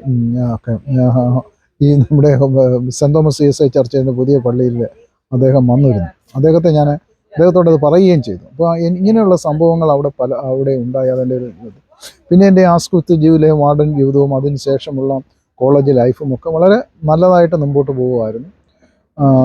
അങ്ങനെയാണ് എൻ്റെ കോളേജ് ജീവിതം. കോട്ടയം CMS കോളേജിലെ പഠനവും അതിനുശേഷം അവിടെ പഠിപ്പിക്കാനായിട്ട് ഞാൻ കയറിയതും ഒക്കെ നിങ്ങളുമായിട്ട് അല്പം ഷെയർ ചെയ്യാമെന്നാണ് ഞാൻ വിചാരിക്കുന്നത്. കോട്ടയം CMS കോളേജിൽ ഞാൻ പഠിക്കാനെത്തിയത് 1972 ഞാൻ നേരത്തെ സൂചിപ്പിച്ചതുപോലെ 1967 മുതൽ 72 വരെ ഞാൻ പഠിച്ചത് ചെങ്ങന്നൂർ ക്രിസ്ത്യൻ കോളേജിലാണ്. പ്രീ ഡിഗ്രിയും BSCയും പഠനം പൂർത്തീകരിച്ചത് ചെങ്ങന്നൂർ ക്രിസ്ത്യൻ കോളേജിൽ നിന്നാണ്. വീട്ടിൽ നിന്ന് പോയി വരാവുന്നതേ ഉള്ളായിരുന്നു. അതുകൊണ്ട് ഒരു ദിവസം രാവിലെ ബസ്സിൽ വന്ന് വൈകിട്ട് തിരിച്ചു പോകുന്ന ആ പഠനമായിരുന്നു ചെങ്ങന്നൂർ ക്രിസ്ത്യൻ കോളേജിലേത്. പക്ഷേ കോട്ടയത്തെത്തിയപ്പോൾ ഞാൻ താമസിക്കുന്നത് ഹോസ്റ്റലിലാണ്. അവിടെ ഞാൻ താമസിച്ചത് PG ഹോസ്റ്റലിലാണ്. PG ഹോസ്റ്റലിലെ എൻ്റെ ജീവിതം എന്തുകൊണ്ടും വ്യത്യസ്തമായിരുന്നു. കാരണം നമുക്കറിയാവുന്ന പോലെ ഒരു ഗ്രാമപ്രദേശത്ത് നിന്ന് കോട്ടയം പട്ടണത്തിലേക്ക് ഞാൻ വരികയാണ്. കോട്ടയം പട്ടണം എന്ന് പറയുമ്പോൾ കേരള സംസ്ഥാനത്തിൻ്റെ പ്രധാനപ്പെട്ട ഒരു നഗരമാണ്. അക്ഷരനഗരി എന്നാണ് കോട്ടയത്തെക്കുറിച്ച് പറയുന്നത്. കോട്ടയത്തെക്കുറിച്ച് അറിയപ്പെടുന്നത് 3 ലെറ്റേഴ്സിലാണ്, 3 എല്ലിലാണ്. ഒന്ന് ലെറ്റേഴ്സ്, ലേക്ക് ആൻഡ് ലാറ്റക്സ്. അതായത് അക്ഷരങ്ങളുടെയും തടാകങ്ങളുടെയും റബ്ബറിൻ്റെയും നാടാണ് കോട്ടയം. ആ കോട്ടയത്തിൻ്റെ ഹൃദയഭാഗത്ത് സ്ഥിതി ചെയ്യുന്നതാണ് CMS കോളേജ്. ഏകദേശം 47 ഏക്കറോളം വിസ്തൃതമായ സ്ഥലത്തിൻ്റെ നടുവിൽ CMS കോളേജ്, കോട്ടയത്തിൻ്റെ നഗരത്തിൻ്റെ നടുവിൽ ഹൃദയഭാഗത്ത് സ്ഥിതി ചെയ്യുന്ന CMS കോളേജിൽ പഠിക്കുക, അവിടെ പഠിക്കാൻ വരിക എന്നത് ഒരു ബഹുമതി തന്നെയാണ്.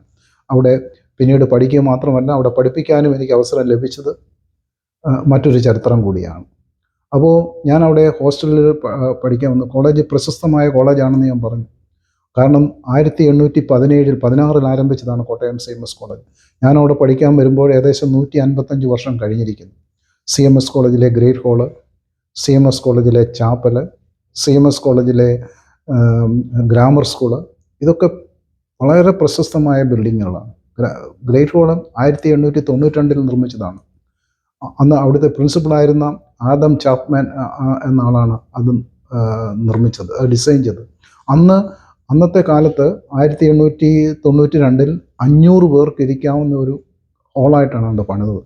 അതുകൊണ്ടാണ് ഇതിനെ ഗ്രേറ്റ് ഹാൾ എന്ന് പറയുന്നത്. അന്ന് കോട്ടയത്ത് നടന്ന പല ഇമ്പോർട്ടൻറ്റ് മീറ്റിങ്ങുകളും കൂടുതൽ പേരെ അക്കോമഡേറ്റ് ചെയ്യാനുള്ള മീറ്റിങ്ങുകളെല്ലാം അവിടെയാണ് നടന്നിരുന്നത്. ഏകദേശം ഒന്ന് ആലോചിച്ച് നോക്കണം, അത്രയും ഒരു വിശാലമായ ചിന്തിക്കുവാനും അത്രയും പേർക്ക് ഇരിക്കുവാനും. അന്നും ആ ഗ്രേറ്റ് ഹാള് ഇന്നും അതുപോലെ തന്നെ നിൽക്കുന്നു എന്നുള്ളതാണ് അതിൻ്റെ പ്രത്യേകത. യാതൊരു വ്യത്യാസവുമില്ല, ഒരു വ്യത്യാസമില്ല. പെയിൻറ്റ് പോലും മാറ്റിയില്ല. പെയിൻറ്റ് അടിച്ചാലും അതേ സെയിം കളർ പെയിൻറ്റ് അടിക്കുന്നു. പെയിൻറ്റ് പോലും വ്യത്യാസമില്ലാതെ ആ ഗ്രേറ്റ് ഹാളിൽ. ആ ഗ്രേറ്റ് ഹാളിൽ ഞാൻ അവിടെ ആ ഗ്രേറ്റ് ഹാളിൽ പ്രഗത്ഭരായവരെ കേൾക്കാനും അതുപോലെ തന്നെ ആ ഗ്രേറ്റ് ഹാളിൽ പല പ്രാവശ്യം അതിൻ്റെ വേദിയിലിരുന്ന് സംസാരിക്കുവാനും അഭിസംബോധന ചെയ്യാനും ഒക്കെ എനിക്ക് പിന്നീട് ഭാഗ്യം സിദ്ധിച്ചത് ഒരു ചരിത്ര സംഭവമാണ്. അതുകൊണ്ട് തന്നെ അവിടുത്തെ ചാപ്പലും അതുപോലെ അവിടുത്തെ പഴയ പ്രിൻസിപ്പളും ആയിരുന്ന, അന്നൊക്കെ പ്രിൻസിപ്പൾമാരെല്ലാവരും വിദേശികളാണ്, സായിപ്പന്മാരാണ് പ്രിൻസിപ്പൾ. അവർ ഗോത്തിക് ആർക്കിടെക്ചറിൽ വെച്ച് സ്റ്റൈലിൽ പണിതതാണ്. അവിടുത്തെ പ്യൂസൊക്കെ ഒന്ന് പോയി കാണണം. പ്യൂസും അതുപോലെ തന്നെ അതിന് മറ്റ് പുൽപ്പറ്റുമൊക്കെ പ്രത്യേക രീതിയാണ്. അത് മറ്റു പള്ളികളിൽ ഒന്നുമില്ലാത്ത ഒരു രീതിയിലാണ് കോട്ടയം CMS കോളേജിലെ ആ ചാപ്പൽ. അതുപോലെ തന്നെ ഗ്രാമർ സ്കൂളിനെ കോളേജിനോളം 1816 തന്നെ ഉണ്ടാക്കണം. കോളേജിനോളം പഴക്കമുണ്ട് ഗ്രാമർ സ്കൂൾ. അങ്ങനെയുള്ള പ്രശസ്തമായ കോളേജിലാണ് ഞാൻ പഠിക്കാൻ ചെല്ലുന്നത്. ആ പ്രശസ്തമായ കോളേജ് എന്ന് പറഞ്ഞാൽ പല പ്രഗത്ഭരും നടന്നു നീങ്ങിയ മണ്ണാണ് കോട്ടയം CMS കോളേജ്. ശാസ്ത്രജ്ഞന്മാർ, നയന്ത്രജ്ഞന്മാർ, അതുപോലെ തന്നെ ഇന്ന് ഇന്ത്യൻ പ്രസിഡൻ്റായിരുന്ന KR നാരായണന്, അതുപോലെ പ്രശസ്ത ഫിസിക്സ് ശാസ്ത്രജ്ഞനായ ECG സുദർശന്, അതുപോലെ KP കേശവമേനോന്, ഇങ്ങനെയുള്ളവരുള്ള പ്രഗത്ഭരായ ഒരു കോളേജിൽ ഞാനും പഠിക്കാൻ വന്നു എന്നുള്ളത് ഒരു ബഹുമതിയും പദവിയുമായിട്ട് ഞാൻ കരുതിയിരുന്നു. അവിടെ ഞാൻ ഹോസ്റ്റലിലാണ് താമസിച്ചുകൊണ്ടിരുന്നത്. ഹോസ്റ്റലിൽ നമ്മുടെ അന്ന് ഞാൻ PG ഹോസ്റ്റലാണ് താമസിച്ചത്. CMS കോളേജിൽ 3 ഹോസ്റ്റലുകളാണ്. ഒന്ന് ആസ്കുത്ത് ഹോസ്റ്റൽ, അത് പ്രീ ഡിഗ്രിക്കാർക്കും ഡിഗ്രി ആൺകുട്ടികൾക്കും വേണ്ടിയുള്ളതാണ്. ആസ്കുത്ത് ഹോസ്റ്റൽ 1814 പണിതതാണ്. അതും ആദം ആസ്കുത്ത് എന്ന ഫ്രാൻസിസ് ആസ്ക്വിത്ത് എന്ന് പറഞ്ഞ ഒരു പ്രിൻസിപ്പിൾ പണിതതാണ്, ഡിസൈൻ ചെയ്തതും പണിതതുമാണ്. ആ ആസ്ക്വിത്ത് ഹോസ്റ്റലും ഇന്നും അതുപോലെ തന്നെ നിൽക്കുന്നുവെന്നാണ്. ആ ആസ്ക്വിത്ത് ഹോസ്റ്റലിലെ ഒരു വാർഡനായിട്ടിരിക്കുവാനും എനിക്ക് കോളേജിലെ ജോലിയിൽ പ്രവേശിച്ചപ്പം അവിടുത്തെ ഒരു വാർഡനായിട്ട് ജോലി ചെയ്യുവാനും എനിക്ക് സാധിച്ചത് മറ്റൊരു ചരിത്രം കൂടിയാണ്. അതുപോലെ തന്നെ ലീ ഹോസ്റ്റലുണ്ട്. ലീ ഹോസ്റ്റലാണെങ്കിൽ പെൺകുട്ടികൾക്ക് മാത്രം പ്രീ ഡിഗ്രി മുതൽ PG വരെയുള്ള എല്ലാ പെൺകുട്ടികൾക്കും താമസിക്കാവുന്ന ഒരു ഹോസ്റ്റലാണ് ലീ ഹോസ്റ്റൽ. ലീ ഹോസ്റ്റലും പണിത് ഒരു പ്രിൻസിപ്പിളാണ്. അതും ഒരു സായ് പ്രിൻസിപ്പിളായിരുന്നു. CMS കോളേജിൻ്റെ അവസാനത്തെ ഫോറിൻ പ്രിൻസിപ്പിളായിരുന്ന ഫിലിപ്പ് ലീ എന്ന് പറഞ്ഞ പ്രിൻസിപ്പിൾ ഡിസൈൻ ചെയ്തതും നിർമ്മിച്ചതുമാണ് ലീ ഹോസ്റ്റൽ. പിന്നെ ഞങ്ങളുടേതാണ് PG ഹോസ്റ്റൽ. PG ഹോസ്റ്റലിൻ്റെ നമ്പർ വളരെ കുറവായിരുന്നു. 20 വിദ്യാർത്ഥികൾ മാത്രമേ അവിടെ ഉണ്ടായിരുന്നു. അന്തേവാസികളും ഇനിമേറ്റ്സ് മാത്രമേ അവിടെ ഉണ്ടായിരുന്നുള്ളൂ. അപ്പോൾ അവരോടൊപ്പം ഒരു നല്ല സുഹൃത്ത് ബന്ധം എനിക്ക് സ്ഥാപിക്കാനായിട്ട് സാധിച്ചു. വിവിധ സാഹചര്യങ്ങളിൽ നിന്ന് വന്നവർ, വിവിധ സാമ്പത്തിക സ്ഥിതിയിലുള്ളവർ, വിവിധ ചുറ്റുപാടുള്ളവർ, അങ്ങനെ തിരുവനന്തപുരം മുതൽ കോഴിക്കോട് വരെയുള്ള പല സ്ഥലങ്ങളിൽ നിന്നും എത്തിയവരാണ് അവർ. അവരോടൊപ്പം ഒന്നിച്ച് ചേരുവാനും ഒന്നിച്ച് ഷെയർ ചെയ്യുവാനും പങ്കിടുവാനും ഒക്കെയുള്ള ഒരു അവസരം എനിക്ക് കിട്ടി. വീട്ടിൽ നിന്ന് കോടുകുളഞ്ഞിയിൽ നിന്ന് വന്ന എനിക്ക് കോടുകുളഞ്ഞിയിൽ പഠിക്കാൻ കിട്ടുന്ന ഒരു അന്തരീക്ഷമായിരുന്നില്ല PG ഹോസ്റ്റലിൽ വന്നപ്പോൾ. അവിടെ ഒരു റൂമിൽ 2-3 പേരുണ്ട്. പിന്നെ ഞങ്ങൾ മുതിർന്ന വിദ്യാർത്ഥികളായിരുന്നത് കൊണ്ട് ഞങ്ങളുടെ വാർഡന് ഞങ്ങളോട് ഒരു വലിയ നിർബന്ധമൊന്നുമില്ല. എപ്പോഴും ഹോസ്റ്റലിൽ വരണം, എപ്പോഴും ഹോസ്റ്റലിൽ നിന്ന് പോകണം, അല്ലെങ്കിൽ ഏതെങ്കിലും ആവശ്യങ്ങൾക്ക് വെളിയിലൊക്കെ പോകണമെങ്കിൽ സാറിൻ്റെ അനുവാദമില്ലാതെ, വാർഡൻ്റെ അനുവാദമില്ലാതെ ഞങ്ങൾക്ക് പോവുകയും വരികയും ചെയ്യാം. ഞങ്ങൾ ഭക്ഷണം കഴിക്കാൻ പോകുന്ന വെളിയിലൊക്കെ പോകണമെങ്കിൽ പോകാം. ഹോസ്റ്റലിൽ ഭക്ഷണമുണ്ട്. അപ്പോൾ എങ്കിലും നമുക്ക് ആ ഭക്ഷണം വേണ്ട, നമുക്ക് വെളിയിൽ പോയി ഭക്ഷണം കഴിക്കാം. രാത്രിയിൽ എപ്പം വേണമെങ്കിലും ഒരു സിനിമയ്ക്ക് പോകുന്നതിന് ഒന്നും ആരോടും ചോദിക്കാതെ പോവുകയും വരികയും ചെയ്യാമെന്ന്. അത്രയേറെ സ്വാതന്ത്ര്യമാണ്. അപ്പം കോടുകുളഞ്ഞിയിലെ ആ ഒരു ഗ്രാമത്തിൽ വളരെ നിയന്ത്രണത്തിലും കൃത്യമായ സമയത്ത് പഠിക്കുകയും എടുക്കുകയൊക്കെ ചെയ്ത സാഹചര്യത്തിൽ നിന്ന് മാറി വന്നൊരു സാഹചര്യത്തിൽ, അതുകൊണ്ട് എനിക്ക് ആദ്യത്തെ ആ ഒരു വർഷം കോളേജിനോട് എനിക്ക് PG ഹോസ്റ്റലിൽ താമസിച്ചുകൊണ്ടിരുന്നപ്പോൾ എനിക്ക് പഠനത്തോട് അത്രയൊരു പഠനത്തിൽ കൂടുതൽ ശ്രദ്ധ കേന്ദ്രീകരിക്കാൻ പറ്റിയില്ല. അതിൻ്റേതായ കുറവ് എനിക്ക് അന്ന് റിസൾട്ട് വന്നപ്പോഴും ഉണ്ടായിരുന്നു.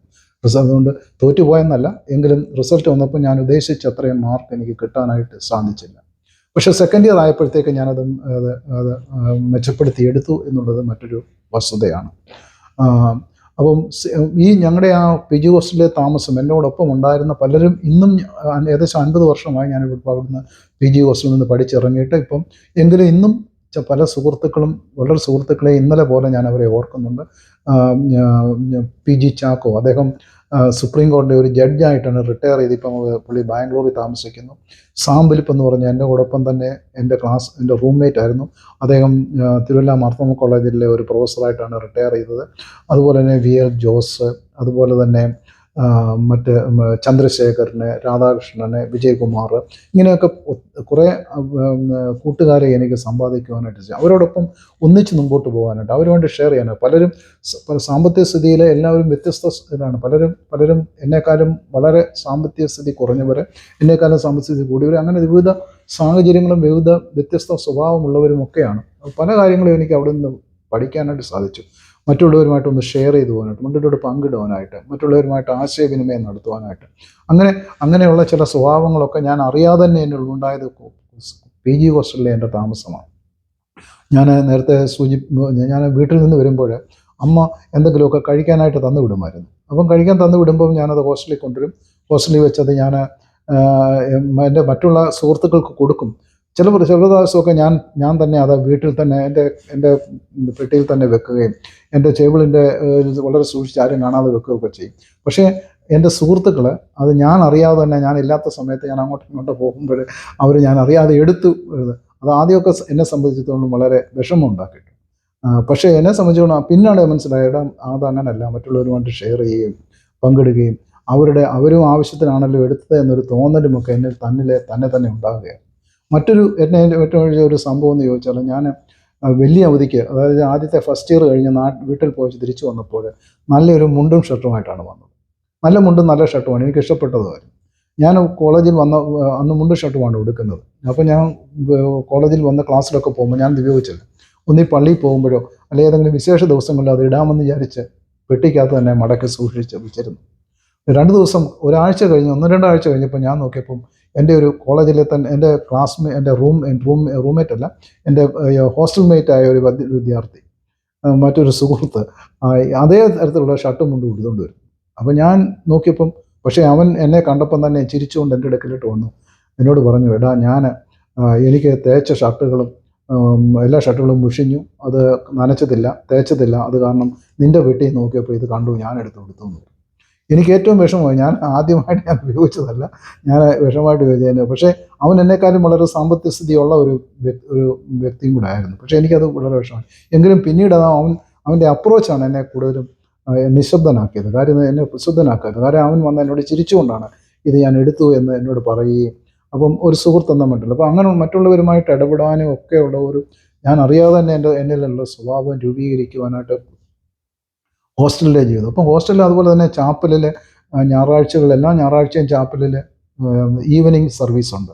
അന്ന് നടത്തിക്കൊണ്ടിരുന്നത് ഇപ്പോൾ അവിടെ പിന്നീട് പ്രിൻസിപ്പളായ റവറൻ നെൻസി ജോൺ അച്ഛനാണ്. അച്ഛൻ്റെ നേതൃത്വത്തിലാണ് അവിടുത്തെ ആ ചാപ്പൽ സർവീസിൽ പങ്കെടുക്കുക. അതുപോലെ തന്നെ ഹോസ്റ്റലുകളെല്ലാം കൂടി 3 ഹോസ്റ്റലുകളും കൂടി ചേർന്ന് പ്രോഗ്രാമുകളുണ്ട്. ഒന്നിലെ ഓണാഘോഷ പരിപാടികൾ, ക്രിസ്മസ് പ്രോഗ്രാം, അതുപോലെ തന്നെ ആനുവൽ ഗെറ്റ് ടുഗദറാണ്. ആനുവൽ ഗെറ്റ് ടുഗദർ കാർണിവൽ എന്നാണ് പറയുന്നത്. ആനുവൽ കാർണിവലുണ്ട്. ഇത് മൂന്നും നടക്കുന്നത് ലീഗ് ഹോസ്റ്റലിൽ വെച്ചാണ്. ലീഗ് ഹോസ്റ്റൽ എന്ന് പറഞ്ഞാൽ ഞാൻ നേരത്തെ സൂചിപ്പിച്ചതുപോലെ പെണ്ണുങ്ങളുടെ ഹോസ്റ്റലാണ്. അപ്പോൾ അന്നത്തെ കാലത്ത് ക്ലാസ് റൂമിന് വെളിയിൽ പെൺകുട്ടികളുമായിട്ട് സംസാരിക്കുകയോ ഇടപെടുകയോ ചെയ്യുന്ന ഒരു സാഹചര്യമില്ല. ആരെങ്കിലും വളരെ ചുരുക്കമായിട്ട് ചിലർക്ക് സംസാരിച്ചായിട്ടുണ്ടാകാം, പക്ഷെ സംസാരിച്ചാൽ തന്നെ അതൊരു വലിയ സംഭവമായിട്ടാണ് അന്നത്തെ കാലത്ത് അറിയപ്പെട്ടത്.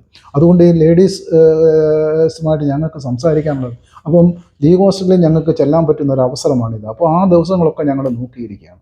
അപ്പോൾ അതും അപ്പം ലീഗ് ഹോസ്റ്റലിൽ ഞങ്ങൾക്ക് എല്ലാവർക്കും ചെല്ലാം. PG ഹോസ്റ്റലിലുള്ളവർക്കും ആശ്രിത ഹോസ്റ്റലിലുള്ള എല്ലാവർക്കും ചെല്ലാം. ഓരോ പ്രോഗ്രാമൊക്കെ അവതരിപ്പിക്കാം. PG ഹോസ്റ്റലിൽ ഞങ്ങൾ അന്ന് അവതരിപ്പിച്ചത് ഒരു നാടകം അവതരിപ്പിച്ച് ഞാൻ ഓർക്കുന്നുണ്ട്. അന്നൊരു പെണ്ണിൻ്റെ വേഷം, സ്ത്രീയുടെ വേഷം ആണ് ഞാൻ ആക്ട് ചെയ്തത്. അപ്പോൾ ഇന്നത്തെ കാലത്തെ പോലെ ലേഡീസ് വന്ന് ഒരു നാടകത്തിൽ ലേഡീസ് വന്ന് അതേപടി അല്ല, ആണിനെ പെണ്ണാക്കി മാറ്റിക്കൊണ്ടാണ് അവിടെ ആക്ട് ചെയ്യുന്നത്. അപ്പോൾ അതിൽ ഞാനൊരു ലേഡിയായിട്ട് ആക്ട് ചെയ്തതൊക്കെ ഞാൻ ഇപ്പോഴും ഓർക്കുന്നുണ്ട്. അങ്ങനെയുള്ള അതുപോലുള്ള ഒന്നിച്ചു പോകാനും അതുപോലുള്ള സംഭവങ്ങളൊക്കെ ഇപ്പോഴും ഞാൻ ഓർക്കുന്നുണ്ട്. ഞാൻ PG ഹോസ്റ്റലിലെ ജീവിതം. അതിനുശേഷം PG ഹോസ്റ്റലിൽ താമസിച്ചുകൊണ്ട് കോളേജിൽ ഞങ്ങളുടെ നേരത്തെ സൂചിപ്പിച്ചതുപോലെ അനലിറ്റിക്കൽ കെമിസ്ട്രിയിലാണ് ഞാൻ MSc ബിരുദം എടുത്തത്. അനലിറ്റിക്കൽ കെമിസ്ട്രിയിലാണ് 9 വിദ്യാർത്ഥികൾ മാത്രമേ ഉണ്ടായിരുന്നുള്ളൂ. അനലിറ്റിക്കൽ കെമിസ്ട്രി കേരളത്തിൽ അന്ന് ഒരു യൂണിവേഴ്സിറ്റിയാണ് ഉണ്ടായിരുന്നത്, കേരള യൂണിവേഴ്സിറ്റി മാത്രം. അന്ന് കാലിക്കറ്റ് യൂണിവേഴ്സിറ്റി തുടങ്ങി, പക്ഷേ കേരള യൂണിവേഴ്സിറ്റി ഏകദേശം തിരുവനന്തപുരം മുതൽ ഏതാണ്ട് തൃശ്ശൂർ വരെ ഉള്ളവരെല്ലാം ഒരേ യൂണിവേഴ്സിറ്റിയുടെ കീഴിലാണ്. അപ്പോൾ ആ യൂണിവേഴ്സിറ്റിയിൽ analytical chemistry, MSc analytical chemistry ഉള്ള വിദ്യാഭ്യാസ സ്ഥാപനം CMS കോളേജ് മാത്രമേ ഉണ്ടായിരുന്നു. അപ്പോൾ ഞങ്ങൾ 9 പേരാണ് അവിടെ പഠിച്ചുകൊണ്ടിരുന്നത്. ആ 9 പേര് ലാബിൽ ഒരു കോപ്പറേറ്റീവ് മെൻറ്റാലിറ്റി ഉണ്ട്. അവിടെ ഞങ്ങൾ ഞാൻ നേരത്തെ പറഞ്ഞ പോലെ CMS കോളേജിലാണെങ്കിൽ അവിടെ ഞങ്ങൾക്ക് അറ്റൻഡേഴ്സ് ഉണ്ട്, 1-2 അറ്റൻഡേഴ്സ് ലാബിലുണ്ട്. പക്ഷേ അവരാരും ഞങ്ങളെ സഹായിക്കത്തില്ല, അവരെല്ലാം ഇങ്ങനെ നോക്കിയിരിക്കത്തുള്ളൂ. അപ്പോൾ അവിടെ അപ്പാർട്ടസ് വാഷ് ചെയ്യുന്നതും തിരിച്ചു വെക്കുന്നതും എടുക്കുന്നതും അതുപോലെ അവിടെ സൊല്യൂഷൻ ഉണ്ടാക്കുന്നതും എല്ലാം ഞങ്ങൾ തന്നെയാണ്. അപ്പം അതൊക്കെ ഓരോ കാര്യങ്ങളും ചെയ്യുമ്പോൾ ഒത്തിരി കാര്യങ്ങൾ അവിടെ നിന്ന് പഠിക്കാനായിട്ട് പഠിച്ചു. ഒരു ഷെയറിങ് മെൻറ്റാലിറ്റി അവിടെ നിന്നുണ്ടായി. അപ്പോൾ നമുക്ക് ഒരുപക്ഷെ ഒരു ബ്യൂററ്റ് ഒരാളുടെ ഉണ്ടായിരിക്കാം, മറ്റൊരാൾക്ക് ബ്യൂററ്റ് ഇല്ല, അല്ലെങ്കിൽ മറ്റൊരാൾക്കൊരു ഗ്ലാസ് റോഡില്ല. ഇത് എൻ്റെ കയ്യിൽ നിന്ന് അവൻ എടുക്കുകയും അവൻ്റെ കയ്യിൽ നിന്ന് എന്നെ എടുക്കുകയും അങ്ങനെയൊക്കെയുള്ള. അപ്പം ഓരോരുത്തർക്കും പ്രത്യേകം അപ്പാർട്ടസ് എല്ലാം പ്രത്യേകം അസൈൻ ചെയ്തിട്ടുണ്ട്. കാരണം എന്ന് വെച്ചാൽ ഞങ്ങൾ ലാബ് കഴിഞ്ഞ് 1 വർഷം കഴിയുമ്പം ആ അപ്പാർട്ടസ് എല്ലാം തിരിച്ചു കൊടുക്കണം. ഏതെങ്കിലും നഷ്ടപ്പെട്ടാൽ അതിൻ്റെ ഫൈൻ ആ ഇൻഡിവിജ്വൽ വ്യക്തിയാണ് കൊടുക്കേണ്ടത്. എങ്കിൽ തന്നെ ഞങ്ങൾ അങ്ങോട്ടും ഇങ്ങോട്ടും ഷെയർ ചെയ്യുകയും ഒരാൾക്കില്ലെങ്കിൽ കൊടുക്കുകയും ഒരാളുടെ പൊട്ടിപ്പോയാൽ കൊടുക്കുകയും. ഞാൻ ഓർക്കുന്നുണ്ട്, ഒരു ഹോസ്റ്റലിൽ ഞങ്ങൾ താമസിച്ചുകൊണ്ടിരിക്കുമ്പോൾ കിഡ്സ് അപ്പാർട്ടസ് എന്ന് പറഞ്ഞ ഒരെണ്ണമുണ്ട്. അവിടെ ആ കിഡ്സ് അപ്പാർട്ടസിൽ ഹൈഡ്രജൻ സൾഫൈഡ് ഗ്യാസ് ഉണ്ടാക്കാനായിട്ടാണ് അത് ഉപയോഗിച്ചുകൊണ്ടിരുന്നത്. അപ്പോൾ അതിനകത്തും ആ ഹൈഡ്രജൻ സൾഫൈഡ് ഗ്യാസ് ഉണ്ടാക്കാനുള്ള മെറ്റീരിയൽസ് അയൺ സൾഫൈഡും അതുപോലെ തന്നെ സൾഫ്യൂരിക് ആസിഡും ഒക്കെ നമ്മൾ തന്നെ ആഡ് ചെയ്യേണ്ടി. അതൊരു ദിവസം ഞാനാണ് ചെയ്തത്. പക്ഷേ സൾഫ്യൂരിക് ആസിഡ് ഒഴിച്ചപ്പോൾ എന്ത് പറ്റുമെന്ന് പറഞ്ഞാൽ കിഡ്സ് അപ്പാർട്ടസ് പൊട്ടിപ്പോയി. അപ്പോൾ അത് എൻ്റെ ഭാഗത്തു നിന്ന് ഒരു തെറ്റാണ്. കാര്യം ഞാൻ സൾഫ്യൂരിക് ആസിഡ് വെള്ളത്തിലോട്ട് ഒഴിക്കാം, പക്ഷേ അത് ഹൈലി എക്സോതെർമിക് റിയാക്ഷൻസ് ആണ്. പെട്ടെന്ന് ചൂടുണ്ടാകും. ആ ചൂടുണ്ടായിട്ട് കിഡ്സ് അപ്പാർട്ടസ് പൊട്ടുകയായിരുന്നു. പക്ഷേ ആ കിഡ്സ് അപ്പാർട്ടസ്, അപ്പം ഞങ്ങളുടെ പ്രൊഫസർ ഇത് കണ്ടു, ഇത് അറിഞ്ഞ് വന്നു. അദ്ദേഹം പറഞ്ഞു, ഇതിൻ്റെ വില 300 രൂപയാണ്, ആ 300 രൂപ താൻ തരണമെന്നാണ് അദ്ദേഹം പറഞ്ഞത്. അപ്പോൾ അന്നത്തെ കാലത്തെ 300 രൂപ എന്ന് പറഞ്ഞാൽ അന്ന് എനിക്ക് 1 വർഷം ഹോസ്റ്റലിൽ കൊടുക്കേണ്ട പൈസ ആ 300 രൂപയുള്ളൂ. അപ്പോൾ ഓർക്കണം, അന്നേരം ആ 300 രൂപ ഒരാൾ തന്നെ എടുക്കാമെന്ന് പറഞ്ഞാൽ. അപ്പോൾ ഞാൻ എൻ്റെ മറ്റുള്ള 9 പേരോട് ഞാൻ പറഞ്ഞു, ഈ 300 രൂപ എനിക്ക് തന്നെ എടുക്കാൻ പറ്റത്തില്ല. ഒരിക്കലും എനിക്ക് വീട്ടിൽ ചെന്ന് പറയാനോ അല്ലെങ്കിൽ വീട്ടിൽ ചെന്ന് പറഞ്ഞാൽ അത് കിട്ടുവാനോ ഉള്ള സാഹചര്യമല്ല ഉള്ളത്. അതുകൊണ്ട് നിങ്ങളെല്ലാവരും കൂടെ എന്നോട് സഹായിക്കണം. നമുക്ക് എല്ലാവർക്കും കൂടെയാണ് ഞാൻ ഈ ഗ്യാസ് ഉണ്ടാക്കാൻ ശ്രമിച്ചത്. പക്ഷേ എൻ്റെ ഭാഗത്തു നിന്നുണ്ടായ തെറ്റാണ്, അത് ഞാൻ മനസ്സിലാക്കുന്നു. പക്ഷേ അവരെല്ലാവരും കൂടെ എല്ലാവരും 30 രൂപ ഇതെടുത്തപ്പം 10 പേരായപ്പോൾ 300 രൂപ കൊടുക്കാൻ എനിക്ക് പറ്റി.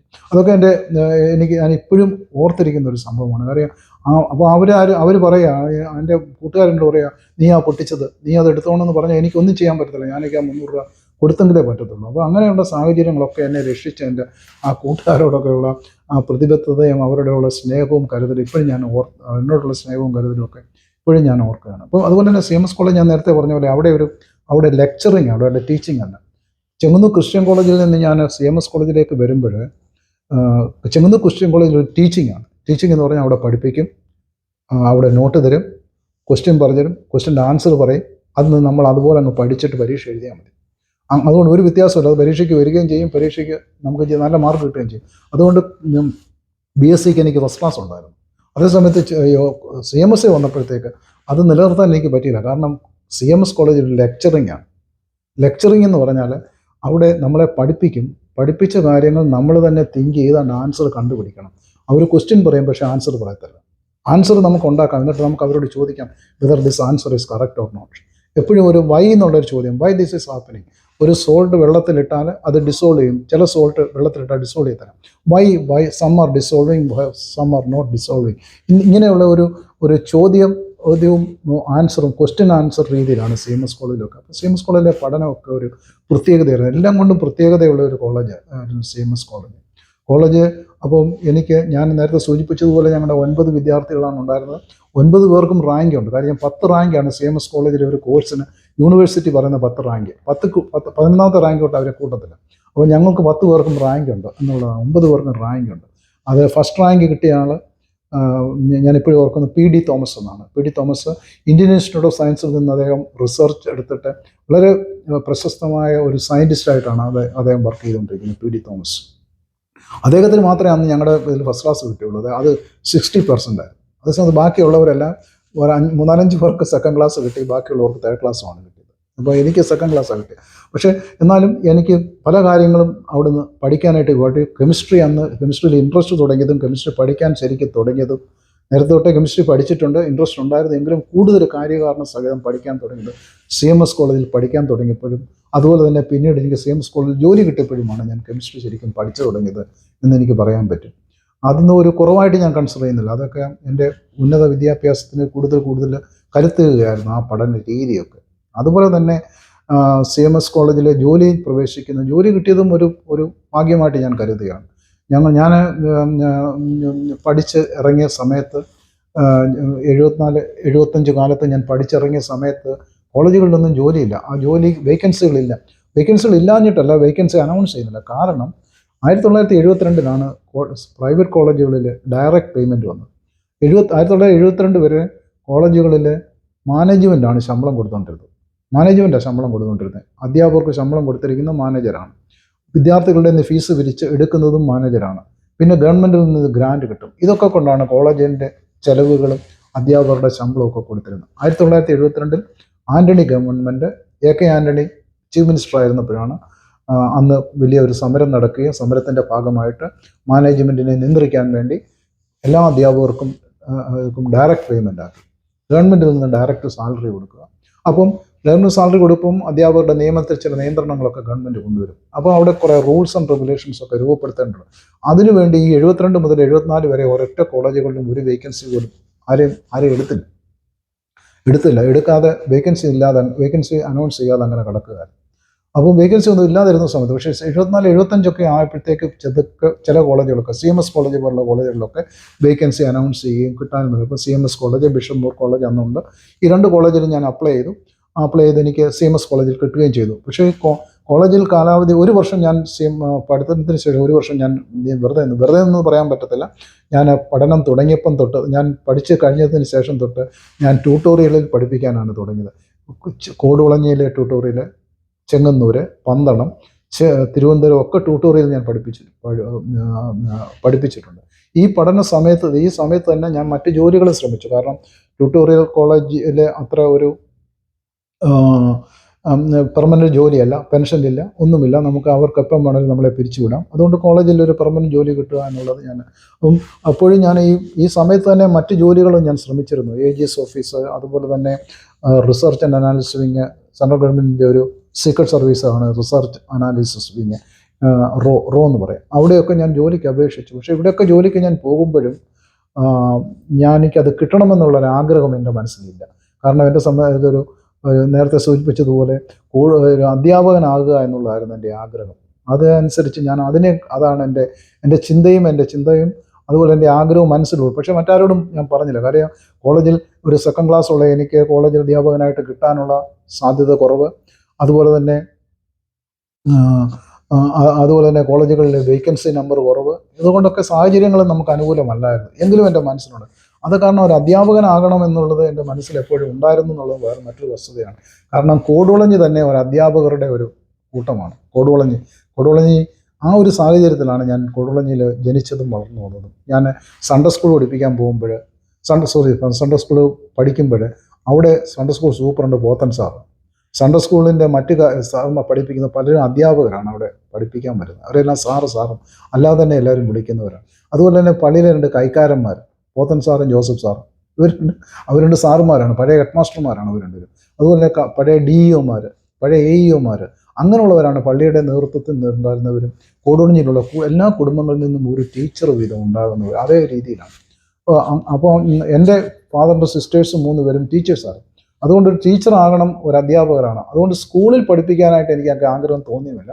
കോളേജിൽ ഏതായാലും ദൈവം എൻ്റെ ചിന്തയും എൻ്റെ മനസ്സും അനുസരിച്ച് ദൈവം ഈ CMS കോളേജിൽ തന്നെ എനിക്ക് ജോലി ലഭിക്കുകയും ചെയ്തു. കോളേജിലെ ജീവിതവും എന്നെ സംബന്ധിച്ചിടത്തോളം വളരെ സന്തോഷകരമായിരുന്നു. എനിക്ക് 100% പ്രൊഫഷണൽ സാറ്റിസ്ഫാക്ഷൻ കിട്ടിയ ഒരു ജോലിയായിരുന്നു കോട്ടയം CMS കോളേജിലേത്. അങ്ങനെയാണ് CMS കോളേജ് ജോലി ചെയ്യുകയും അതനുസരിച്ച് കാര്യങ്ങൾ മുമ്പോട്ട് പോവുകയും ഞാൻ ചെയ്തു.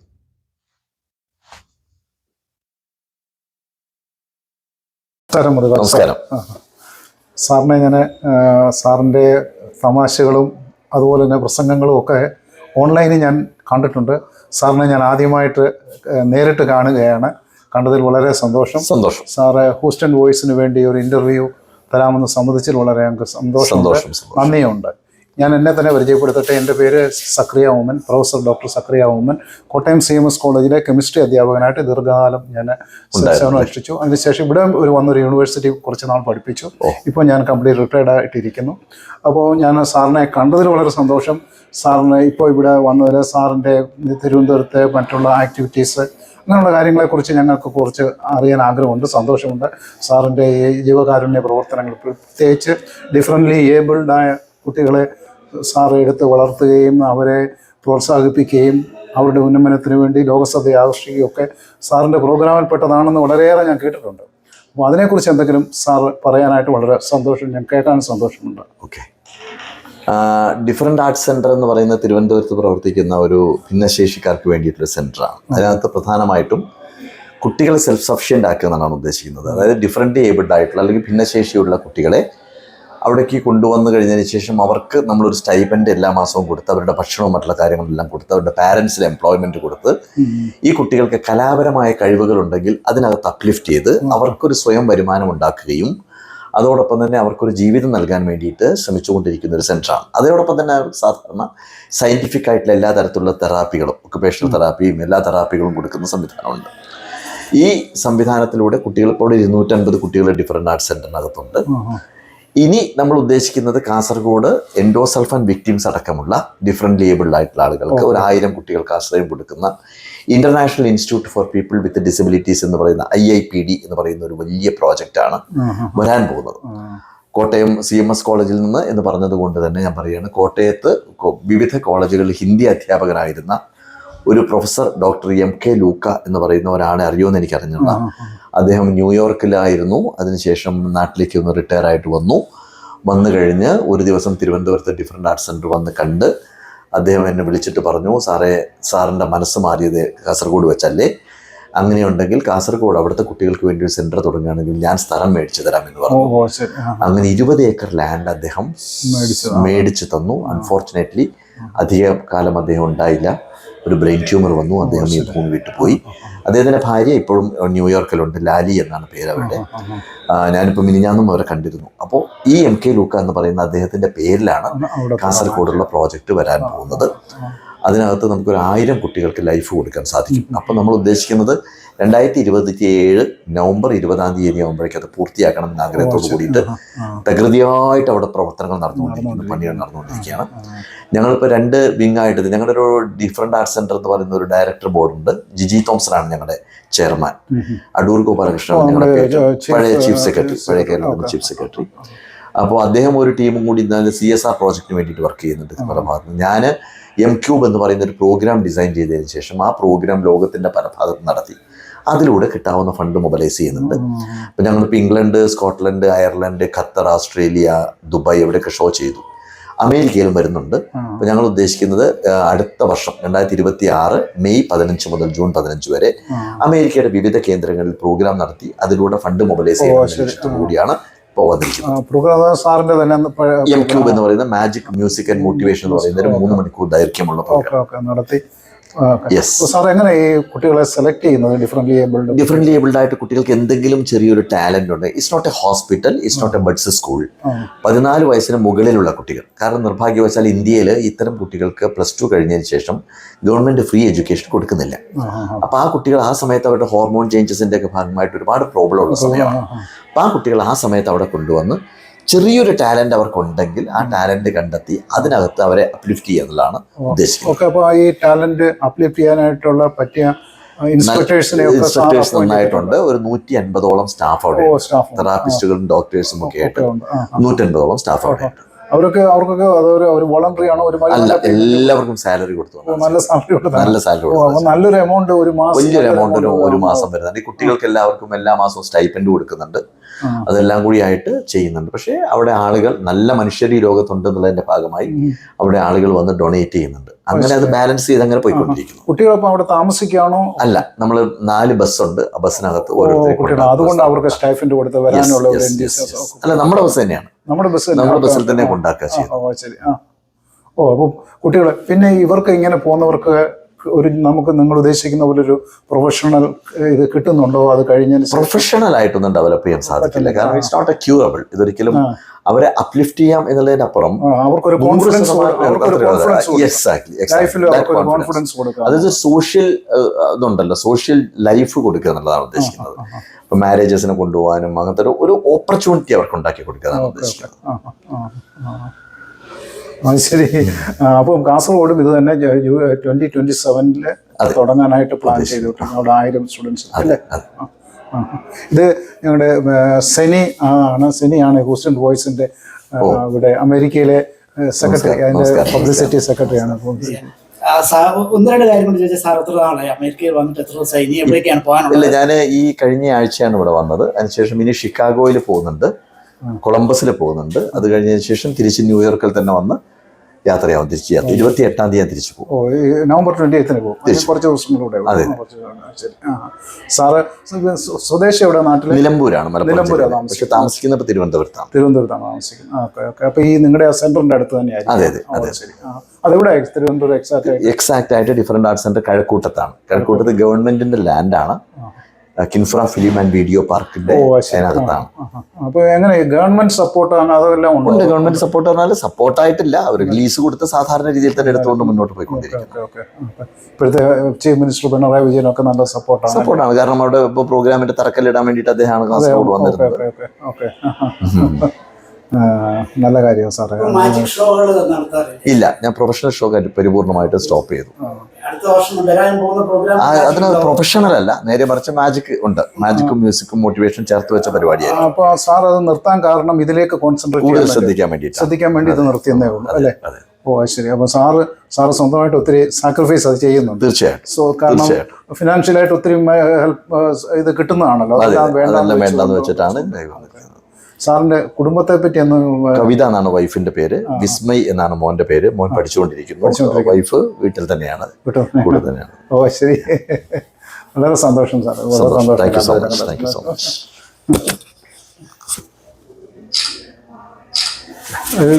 സെനിയും കൂടെ ചേർന്ന് എടുക്കണ്ടായോ? എടുക്കാൻ പറ്റുമോ ഇതിന്? ഇരുന്നോളൂ, ഇരുന്നിട്ട്.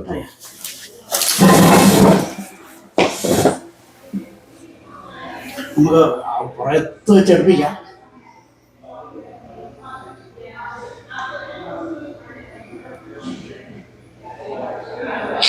Thank you.